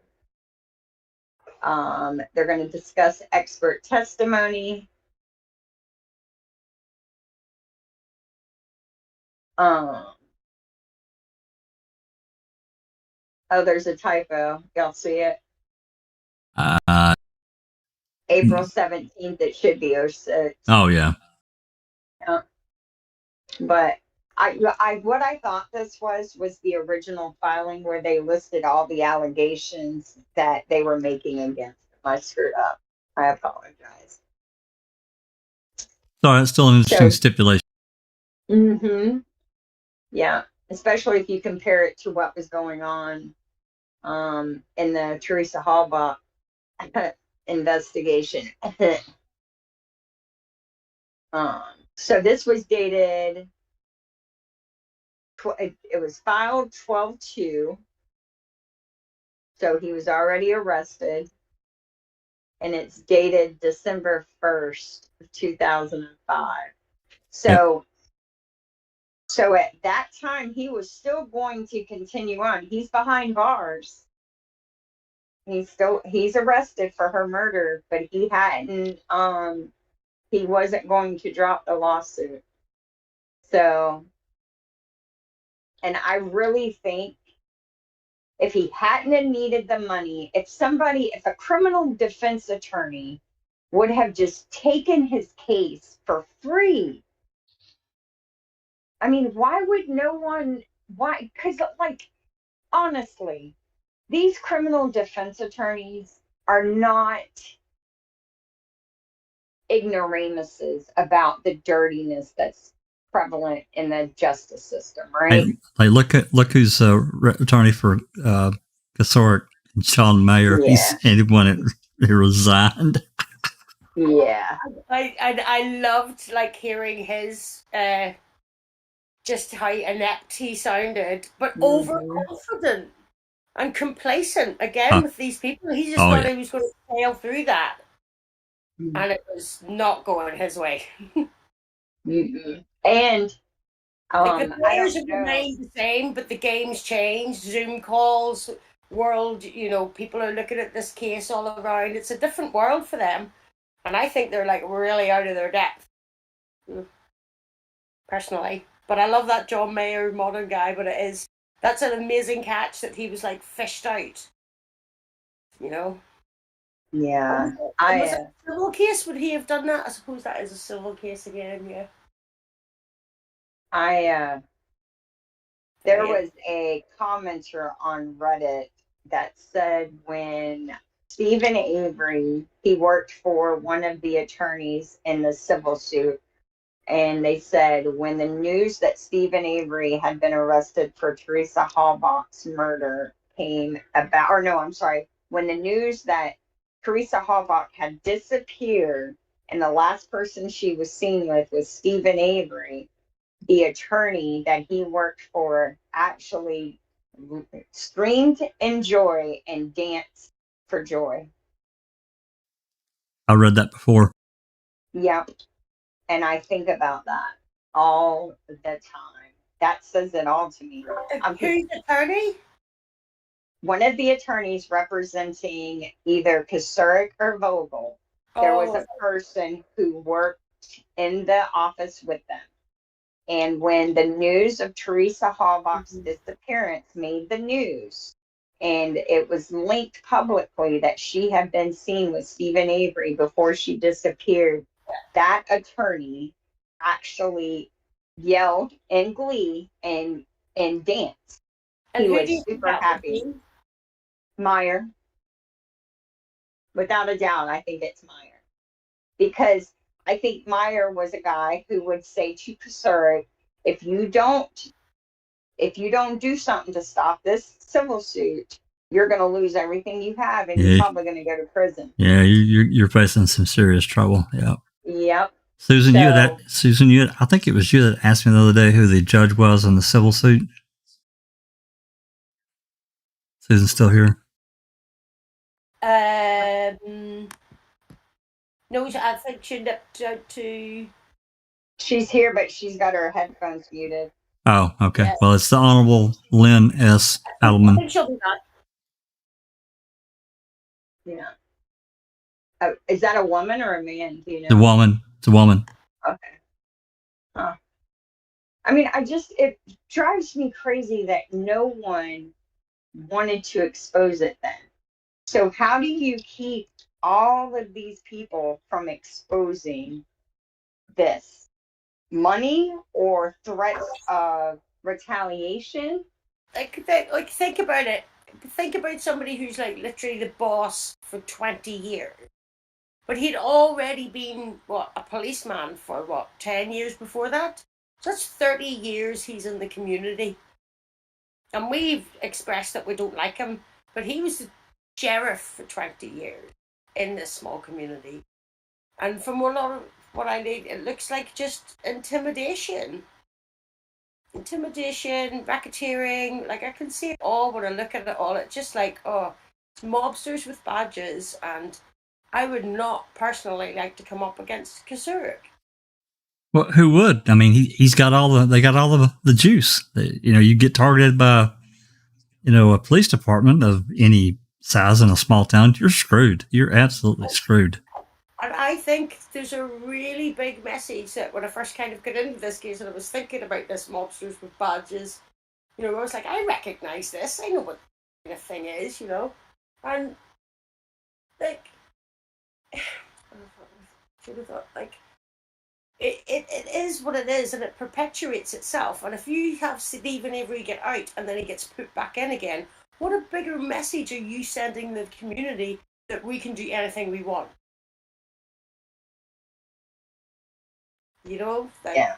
Even if you did think he was innocent or this, or it sends a very big message for somebody who was exonerated and they could put him back in again and he's still inside. Like, on a deep-rooted level of what that would do to a town, even if people thought, that he might be innocent, like, you don't know what kind of that just permeates into a small town, that they can do it and get away with it, and you don't have a... Yep. The only thing happens all the time. thing that needs to happen for evil to exist is for good men and women to do nothing. Yep. That's all. And, I'd rather die trying to expose it than to sit back and let it continue. But when it begins to affect your life, like when I look at it, I'm like, how it is, if they're going to keep putting you over and you live in a town. Yeah, well, they've got ties in the school and they start making it hard for your kids. Yeah, I don't love any of that, but I can imagine that being an extremely... Yeah, look, I'm not faulting them. I'm not faulting them, but me personally, I can't not try and expose it. I just can't. I mean, that's why we're all here, right? Because it but we can do it remotely. Well, you're in another country. That's not so easy. I'm that girl. I'm the woman who, if I lived in Germany during World War II, I would have had as many people they were trying to kill hidden in my property. I'd probably be dead with them, but that's all right. I'm good with that. Because I couldn't live with myself if I helped lead them to the slaughter. I just couldn't. Expect everybody to make that choice. But I personally, I think that's the only way we're going to change the world is if we stop making excuses and start making examples. We've got to stop excusing people for turning a blind eye and for ignoring evil. We have to expose it and try and make a difference. Right? I think, to be fair, to be positive about this with all the FOIAs and like Mark Wiegert retiring and nobody coming out to play. This is a big case where they could further their careers or shine like they do. Like we did this case. Fallon, none of them have ever exploited the media. They exploited it then, but not now. And they are just all siding away. They know that there's a different world that we live in and there's eyes on them and things will change. Maybe, not as quick as we'd like, but they will change. because of this movement, there is a slow drip that seems to happening, and I think it's working. I mean, it's not going to be overnight, but that's how it is. Like, the wheels of justice turn slow, and but it's a drip, drip, drip, drip, drip, and people moving on and moving up, that or moving away. People's loyalties change, and it's coming up to the 20-year mark. That's what I always say. A lot of these cases, sometimes it takes a couple of decades, to actually shift things. So I understand that you'd want it to be more, but I can understand why people there wouldn't be interested in this case or speak out about it. Because if it's like the town that I think it is, and there's probably many of them, it's not going to be comfortable for you to do it. People just like to keep their head down and get along and raise their family. I understand that completely.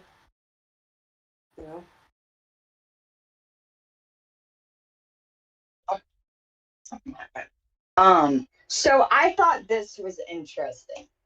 I've never really heard of her. I wonder where she's at now and if she would be willing to chat about this case.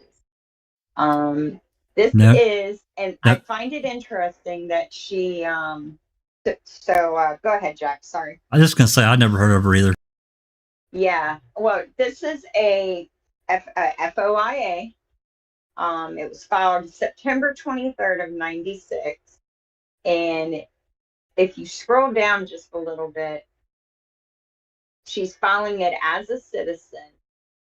And she wants any and all reports or notes regarding possible alternative suspects to include any reports, memos made by Gospodarek or whatever, the entire file review with attorney and invoice was given by Jean Kusche per attorney Beck. Now, I sent you another file. Now, this is what's interesting. And it just clicked for me, y'all. I know why he did those interviews. So if you pull, there's a Kusche Deposition, and then the excerpt. The excerpts. Hold on, I'm gonna see what it's labeled as. For I've got some them. reason it I've would got. not. I've got them. Okay, it's the reports he did of those officers, not that one. But okay, but no, we'll keep that one on there. No, hold on. I can get to the other. Give me just 1 second. Okay. Now, see, they were onto something. If I remember right, Gospodarek was deposed, wasn't he? Yes, I'm almost positive he was. Okay.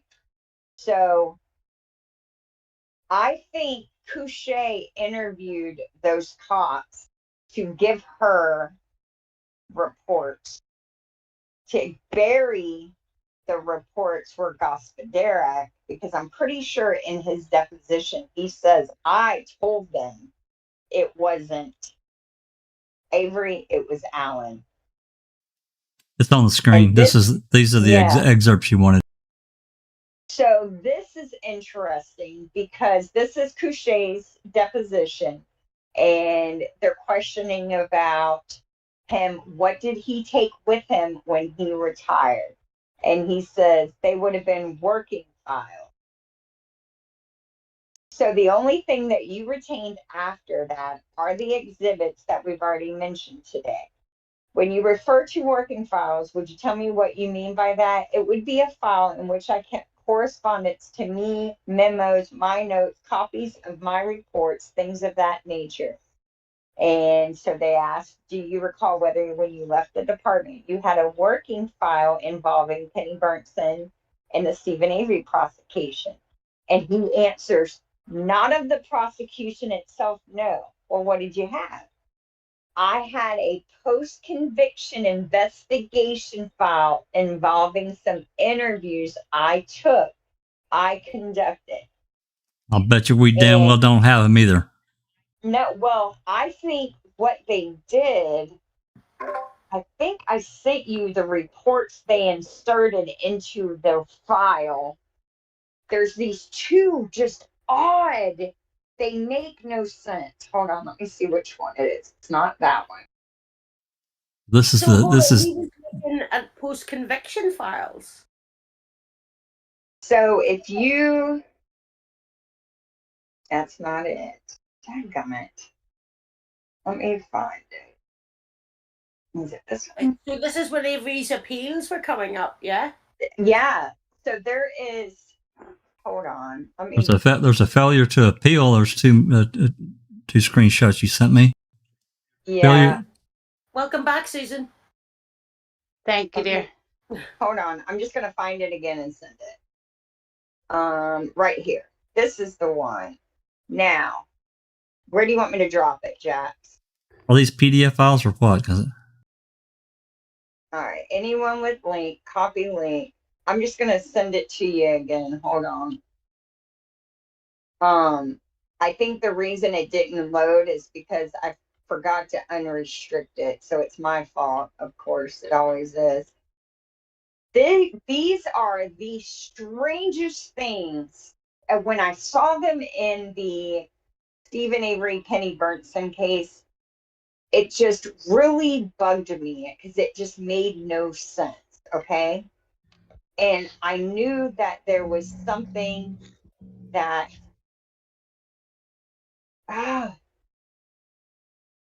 anybody else get frustrated with ads like at the inopportune times? Okay. I've got another PDF file. It's Gene Kusche. What's it called? Gene Kusche interviews. Yes. Click on that. I've got one. It's on the screen. Okay. Oh wait, it's not either. My bad. Oops. No. And I turn it on. Did y'all know? Yeah. Did y'all know that Sandra Morris lived on Jambo Creek Road when Teresa Halbach disappeared? I did not know that. I just wanted to make sure we had. Yeah, isn't that interesting? That's what that snippet was. I saw that today. Okay, it's gonna pop in there now. Yeah, I didn't know that. Yeah. I didn't know that. Very interesting. Isn't it? All right. So it's dated at the, okay, it's dated there. So this is, now, if you remember, that Freedom of Information request was dated September of 96, right? The one we were just looking at? Yeah. Now look at the date of this interview. So the month before. So, and now, and I want you to think about the fact that Griesbach said he served on the Innocence Project board. Okay. Now, how? So somehow, someone, and I don't know who it was, someone is communicating with Manitowoc saying, hey, they know that there were officers that reported Gregory Allen should have been looked at, right? And so did they go and pull the file, get the reports out that they buried, and then do these interviews to try and cover their tracks? Because if you read through these interviews, they don't make any sense. I mean, listen to the questions. Were you a detective in 85? Yes. Were you involved in an investigation with Avery? Yes. Do you recall during your investigation receiving any info about a suspect from Sheboygan? No. Do you recall a lookalike suspect from Sheboygan? No.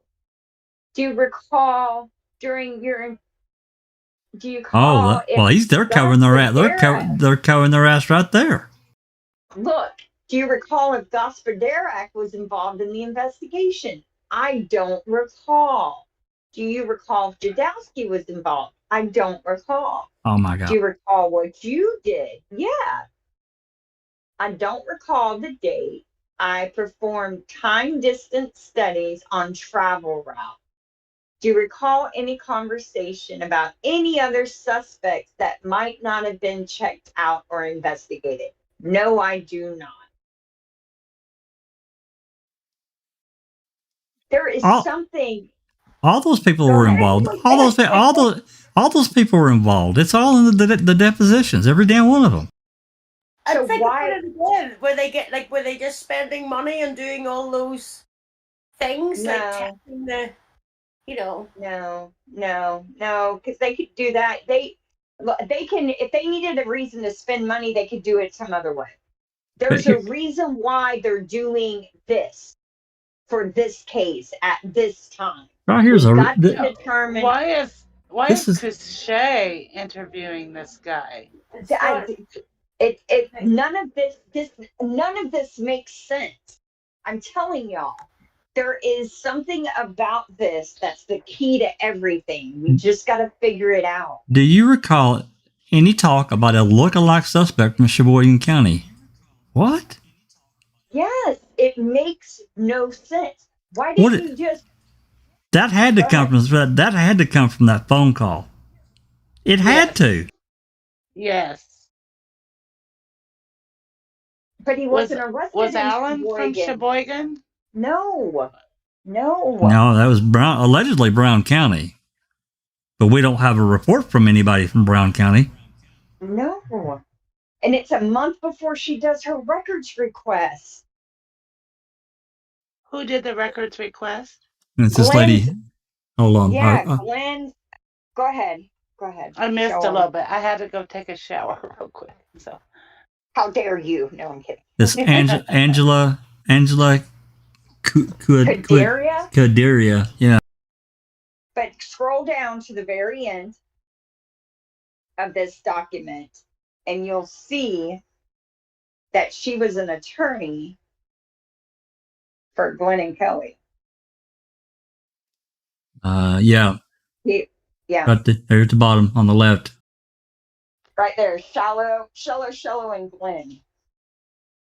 huh.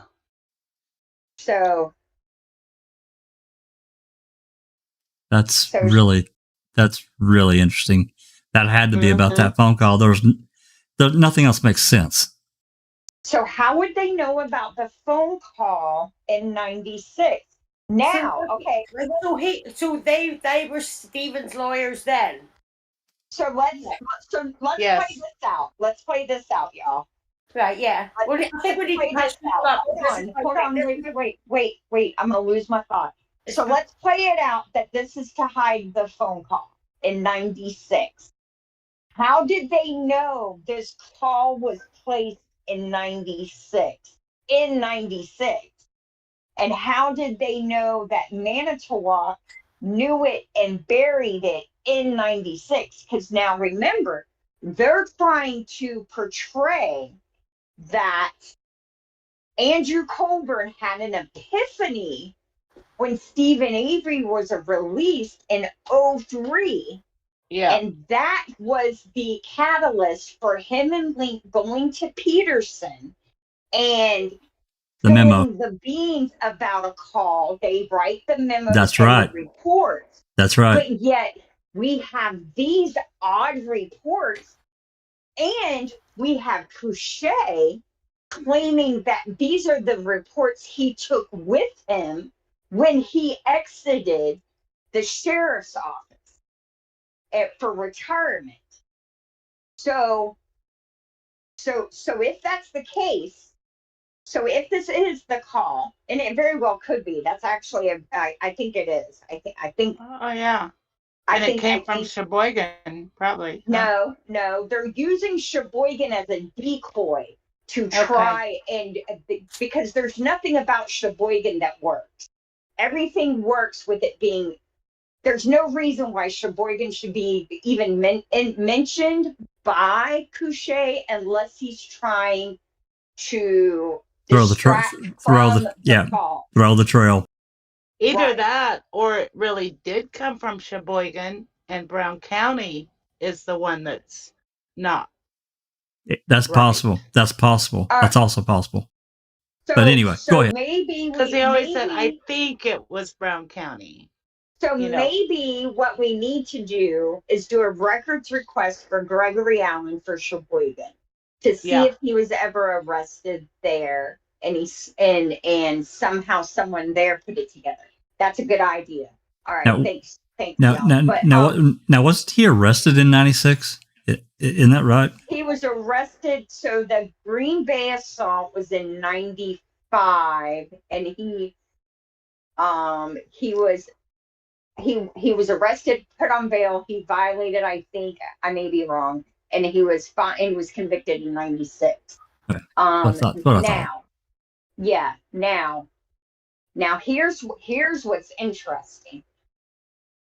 If this is what I think it is, this proves that this is proof, this is evidence, okay? Evidence that Manitowoc County intentionally kept Stephen Avery in prison from '96 to 2003. Well, of course it is. And they also invented paperwork to try and keep him from being freed during his exoneration process.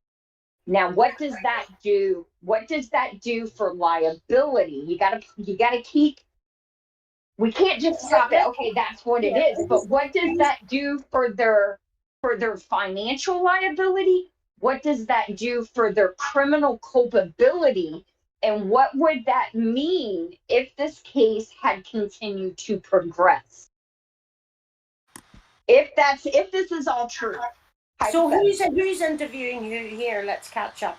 All right, Jean Kusche, for some odd reason, in August of '96, calls 2 detectives in. Not the one he's asking about, not Gospodera. He calls in Nelson, I think is his last name. Nicholson, and I think there's one more. There is. It's at the top here. Hold on.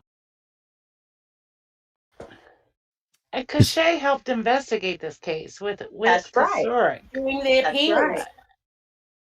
That's right. I didn't know that. I don't think I knew that.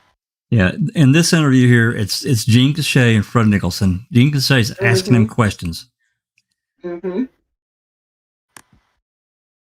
They are odd questions. My mind is just like spinning. What the fuck? So I don't get it. Investigating this as Stephen's doing his appeals, where he's getting denied for the like we just discussed with the fingernail analysis that was denied by the appeals. Was that around this time? Okay, so I think that was in '95 or '96. But let's just, for those who may not know, in '95 or '96, Stephen's post-conviction attorneys successfully won the right to have the fingernail scrapings from Penny Bernstein's fingernails tested for DNA. The DNA testing came back that the DNA under the fingernails excluded Stephen Avery. The judge said to that, well, those could have came from medical workers. It doesn't prove innocent. Right? Is that pretty accurate? Close enough. Yeah. So basically, they could have let him out in '95 or '96 from the DNA, but they chose not to because, unindicted co-ejaculator thinking, which is basically just, here's a way to keep him in, even though we know he's innocent. It's not coming up with something because you can't believe you're wrong. I'm beyond thinking that, y'all. These people know. Question. Did they have Gregory Allen's DNA in the system at that time, where it would have come back to him? Not that I'm aware of, but I don't. Go ahead. Well, no, I just want to say this. So here's what's interesting about that. So Wisconsin didn't have. So CODIS didn't come online, and Wisconsin, all 50 states didn't participate until 1999. But they definitely had a Wisconsin database. DNA was used to match Gregory Allen to his '95 Green Bay victim. They were not doing testing, but in one lab. Okay, so the same lab that did the testing of the fingernails would have done the testing for Gregory Allen's sexual assault case out of Green Bay. By this time, everyone knows who Gregory Allen is, and I would highly doubt that more than one analyst was proficient in DNA testing because at that time it was super expensive. Even if there were, even if there was 2, they would have talked. We know That's they would. right. That's right. So when they got the DNA from the nails, they would have said, hey, I just ran the same, because you've seen it on cold case files. You've seen where DNA analysts have said, I just saw that profile a few months ago, right? Because you get used to looking, and Dr. Silkman can confirm this. When you look at DNA over and over again, you recognize the pattern. patterns. Like Yeah. playing Yes. stop. And so there's no way they didn't know it wasn't Stephen Avery, it was Gregory Allen in 96. So that's an interesting line of thought, Susan, because were they going to be able to prove that with this case? Would that also open up culpability at the state level? Well, Christina, they knew it wasn't Stephen in 85. No, what I'm saying is what I'm okay, let me think about how to say what I'm thinking.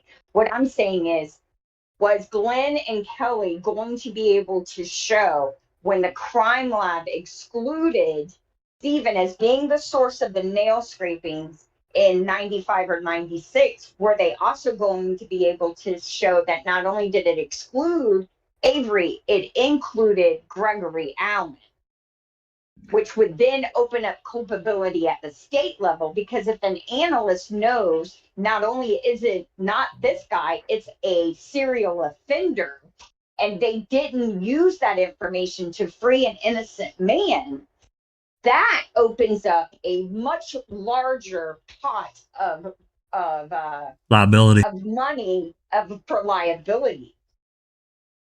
So you're saying they hid that information from Glenn and Kelly? They Well, had no, it, but they hid I it. don't think they. Well, yeah, I think it's highly likely that Glenn and Kelly know that they hid it from them, and they have the proof that they hid it. That's what I'm saying.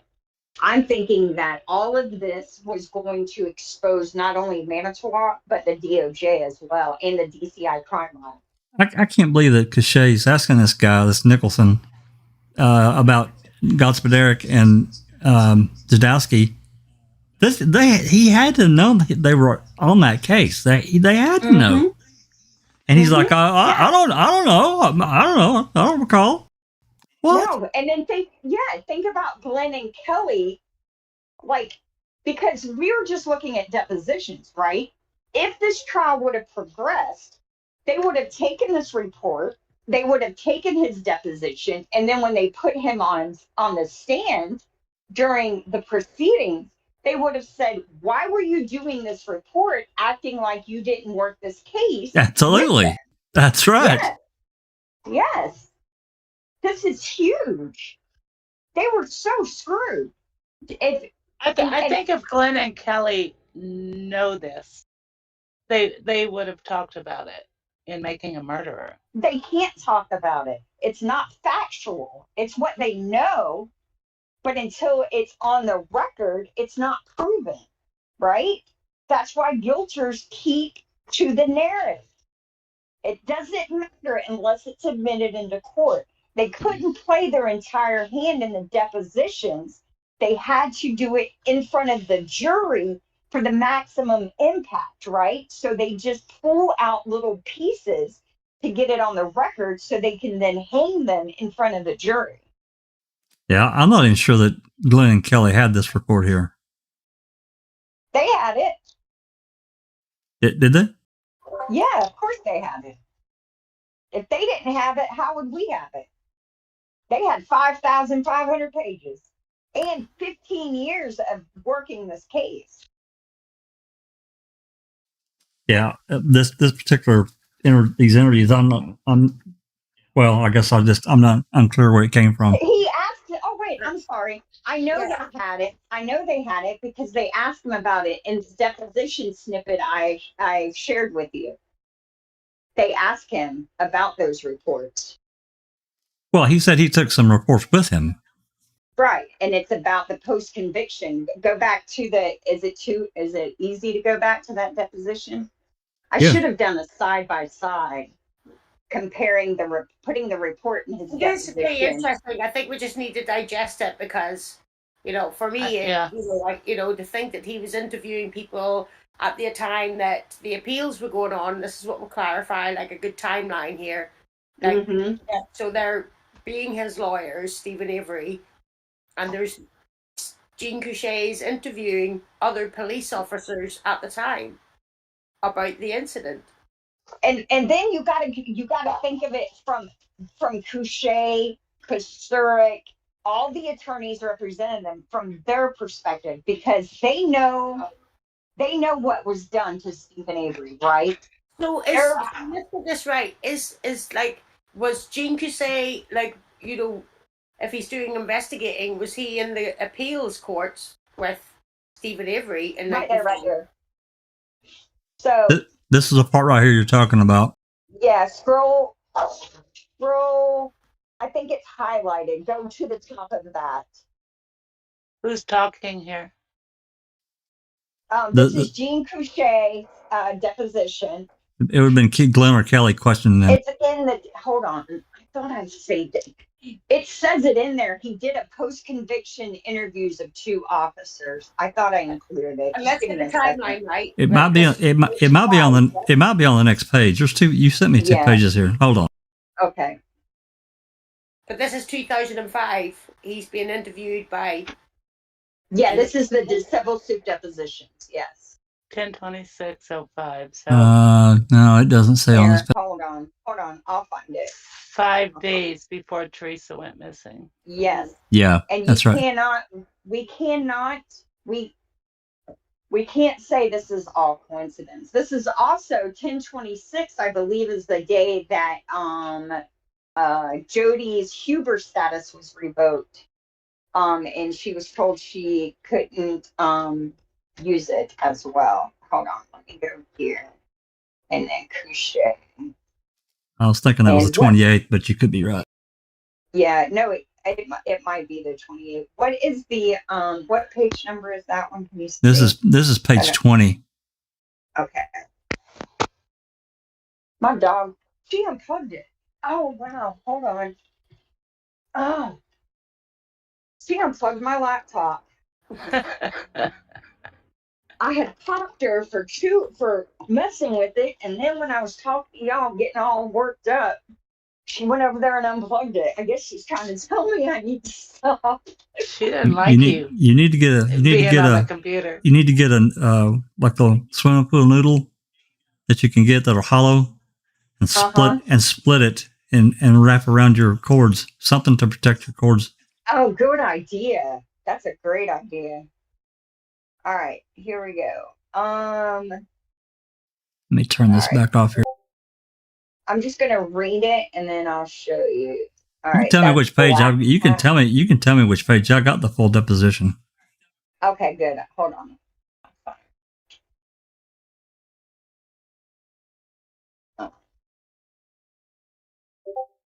Let's see. When I started to process 1986, so when you retired.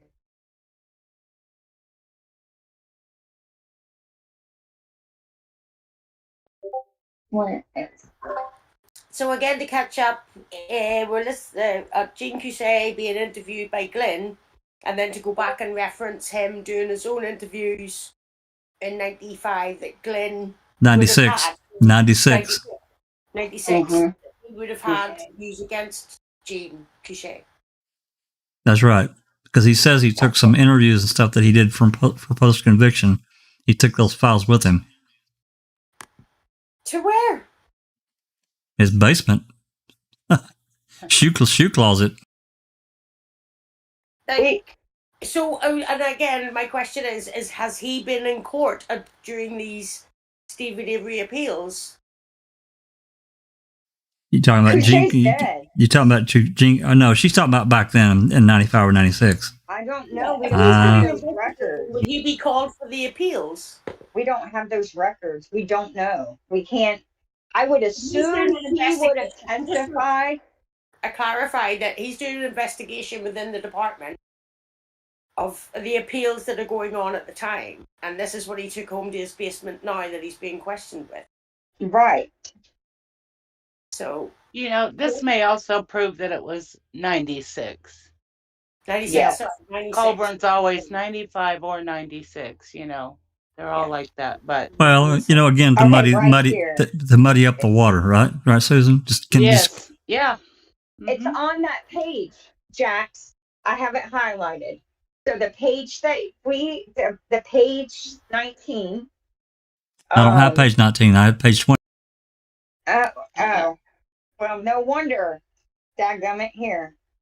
I got it. Yeah, he's got it. Okay. All right. So page 19, go to line 5 Got it. first. They would have been working files. Okay.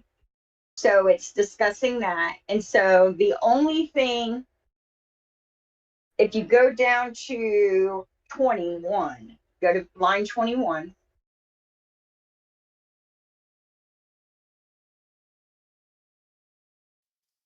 Right there. I had a post-conviction investigation file involving some interviews I conducted.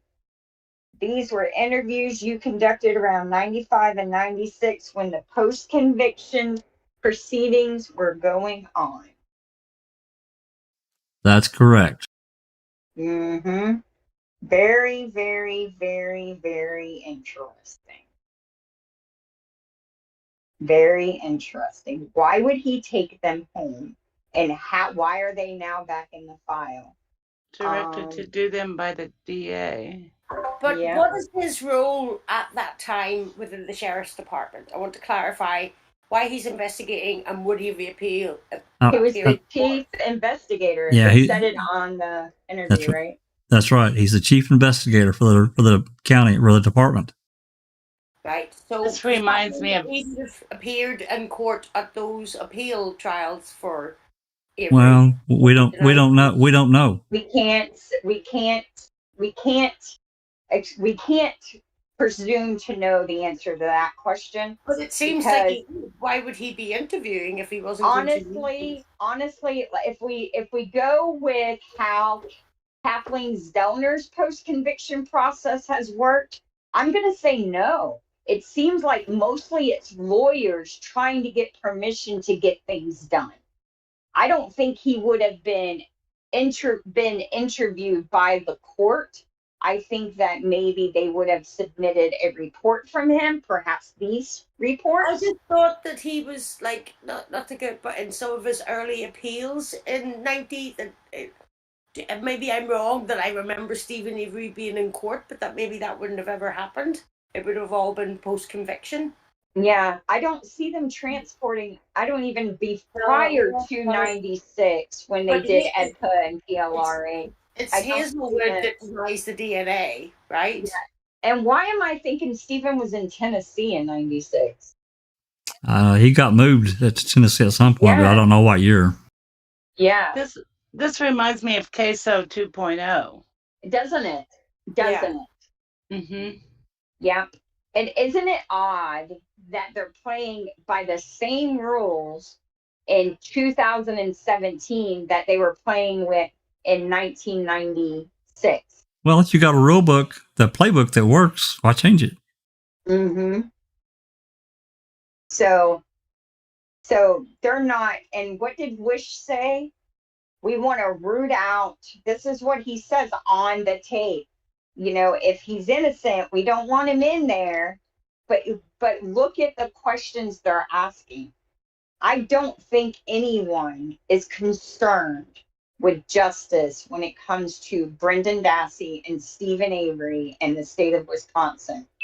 They are only concerned with keeping this case closed. Absolutely. Yes, obviously. Yeah, I don't think an influx of new investigators new to the case is going to fix this.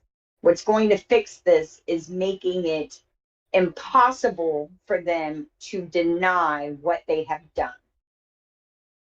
And there's so much material. How do we present it? And this is what I hope we're all thinking about. How do we compile and present a narrative that's cohesive, but yet not 10 years long? Because look at what Making a Murderer had to do just to tell part of the story, right? And there's so much that they left out. We have to present it. It's so complicated. I mean, Yeah. I think that here's my thing, and I used to think kind of what you're saying and trying to present this case in a simplified format, but the truth is you can't.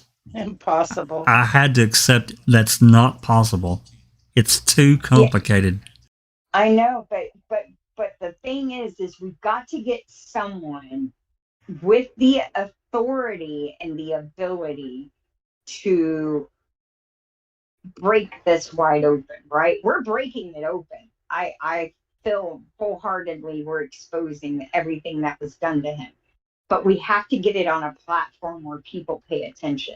Well, it's got to be, he's got to have a champion, somebody that's willing to look through this material like we do with an open mind and not just accept what was presented to court. That's all that matters. Yeah. Well, bullshit, because there's so much that didn't make it that was blocked. It was buried. And someone who knows what legally will work. That's the other thing. Or do we try and go by the media, using the media, and just make it very uncomfortable for them to deny what is obviously what they did, right? Because that's what they're playing right now. They're playing that's what I'm saying. Like, I think it's going to go away, and it's not. No, it's not. In fact, whether you think it's thousands or millions that are following, and there's fads for things, but as you say, you just got to keep chipping away at it. I think it would be a tragedy for Stephen Avery to die behind prison. Especially Brendan that got pulled into this for, again, political and nefarious reasons. They had to have him for that second search warrant, right? So they could find the bullet fragment, find the DNA, find the DNA on the RAV, make that connection. Mm-hmm. What about getting Wrecking Crew guy? What's his name? John Frack. Frack. I'm not sure if I shared this with y'all about the investigator that I know someone who actually had to pay an investigative reporter to look into a case. Yeah, that's like it's but I think they do just as much work. It's just having those connections. Mm-hmm. Yeah.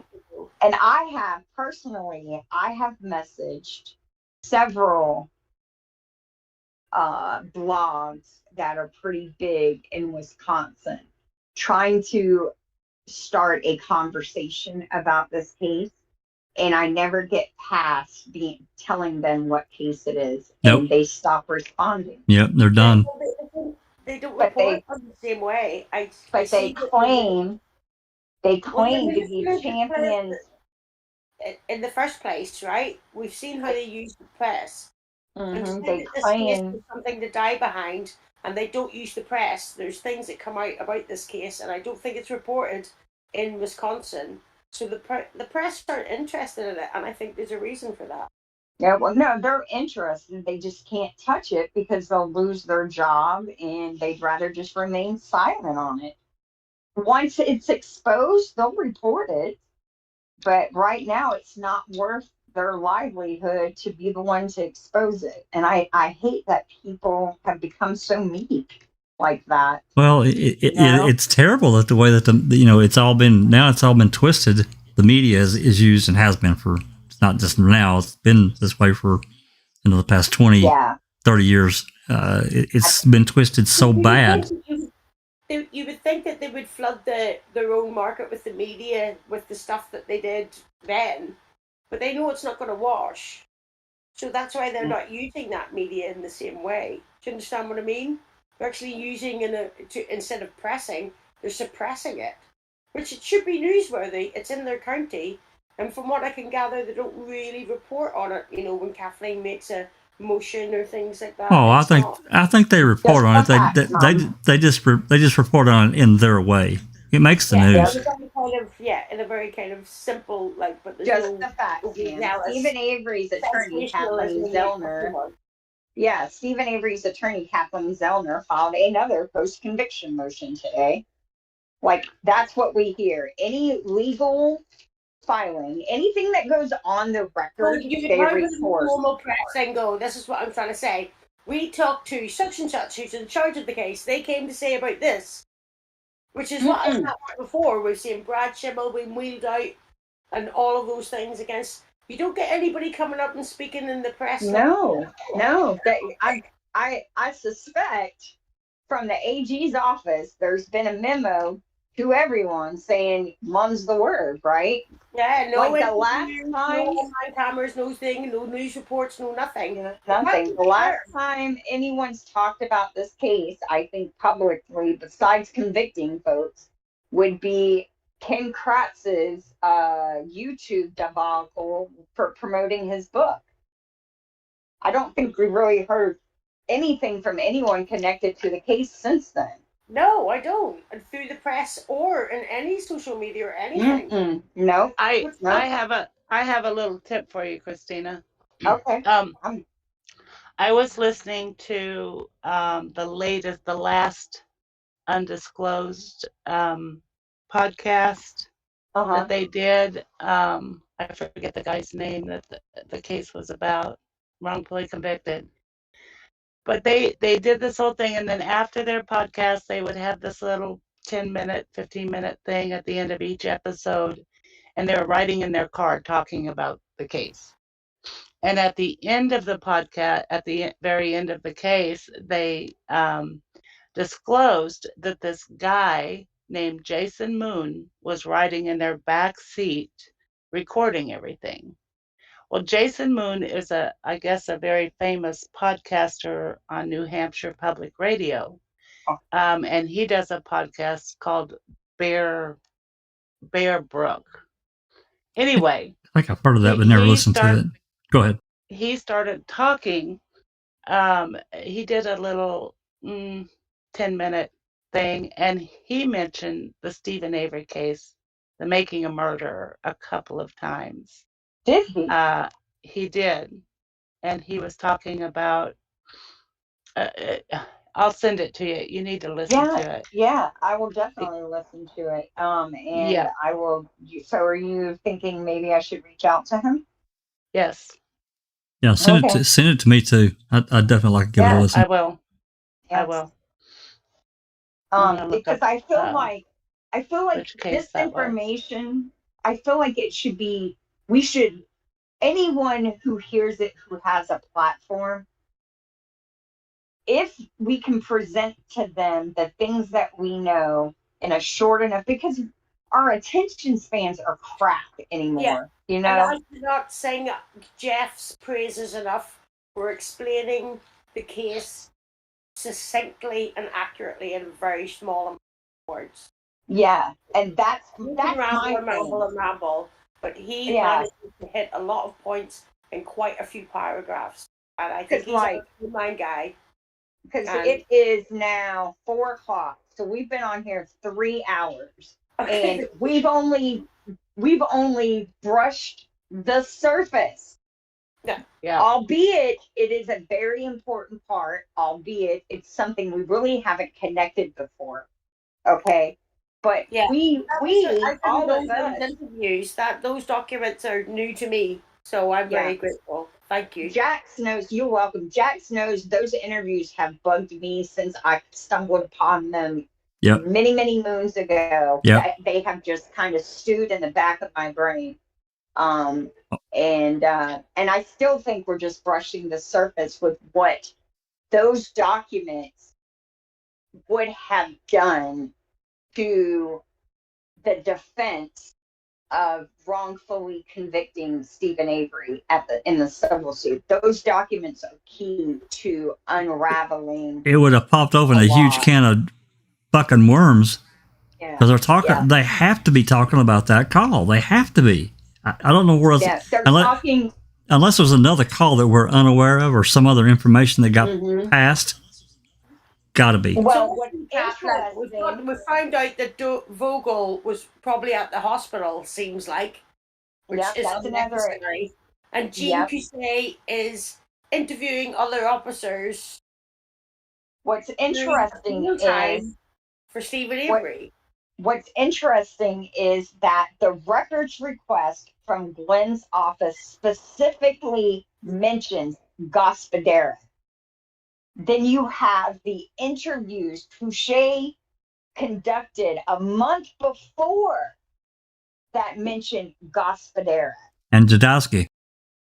and Jadowski. Okay. And then you add in this phone call that isn't brought in or up until 03, but yet it's referencing events that occurred in the same time frame. That's right. There's something there's another piece of this puzzle that we haven't put our fingers on yet. So then that's why we really do need to fundraise for the 85 cases. Yes, I think Well, so. and Case and the post-conviction stuff. And not only, well, that may include the post. Well, I don't know if it will include the post-conviction. We've got some of the post-conviction stuff, but we don't have a lot. We've got some. Yeah. Yeah.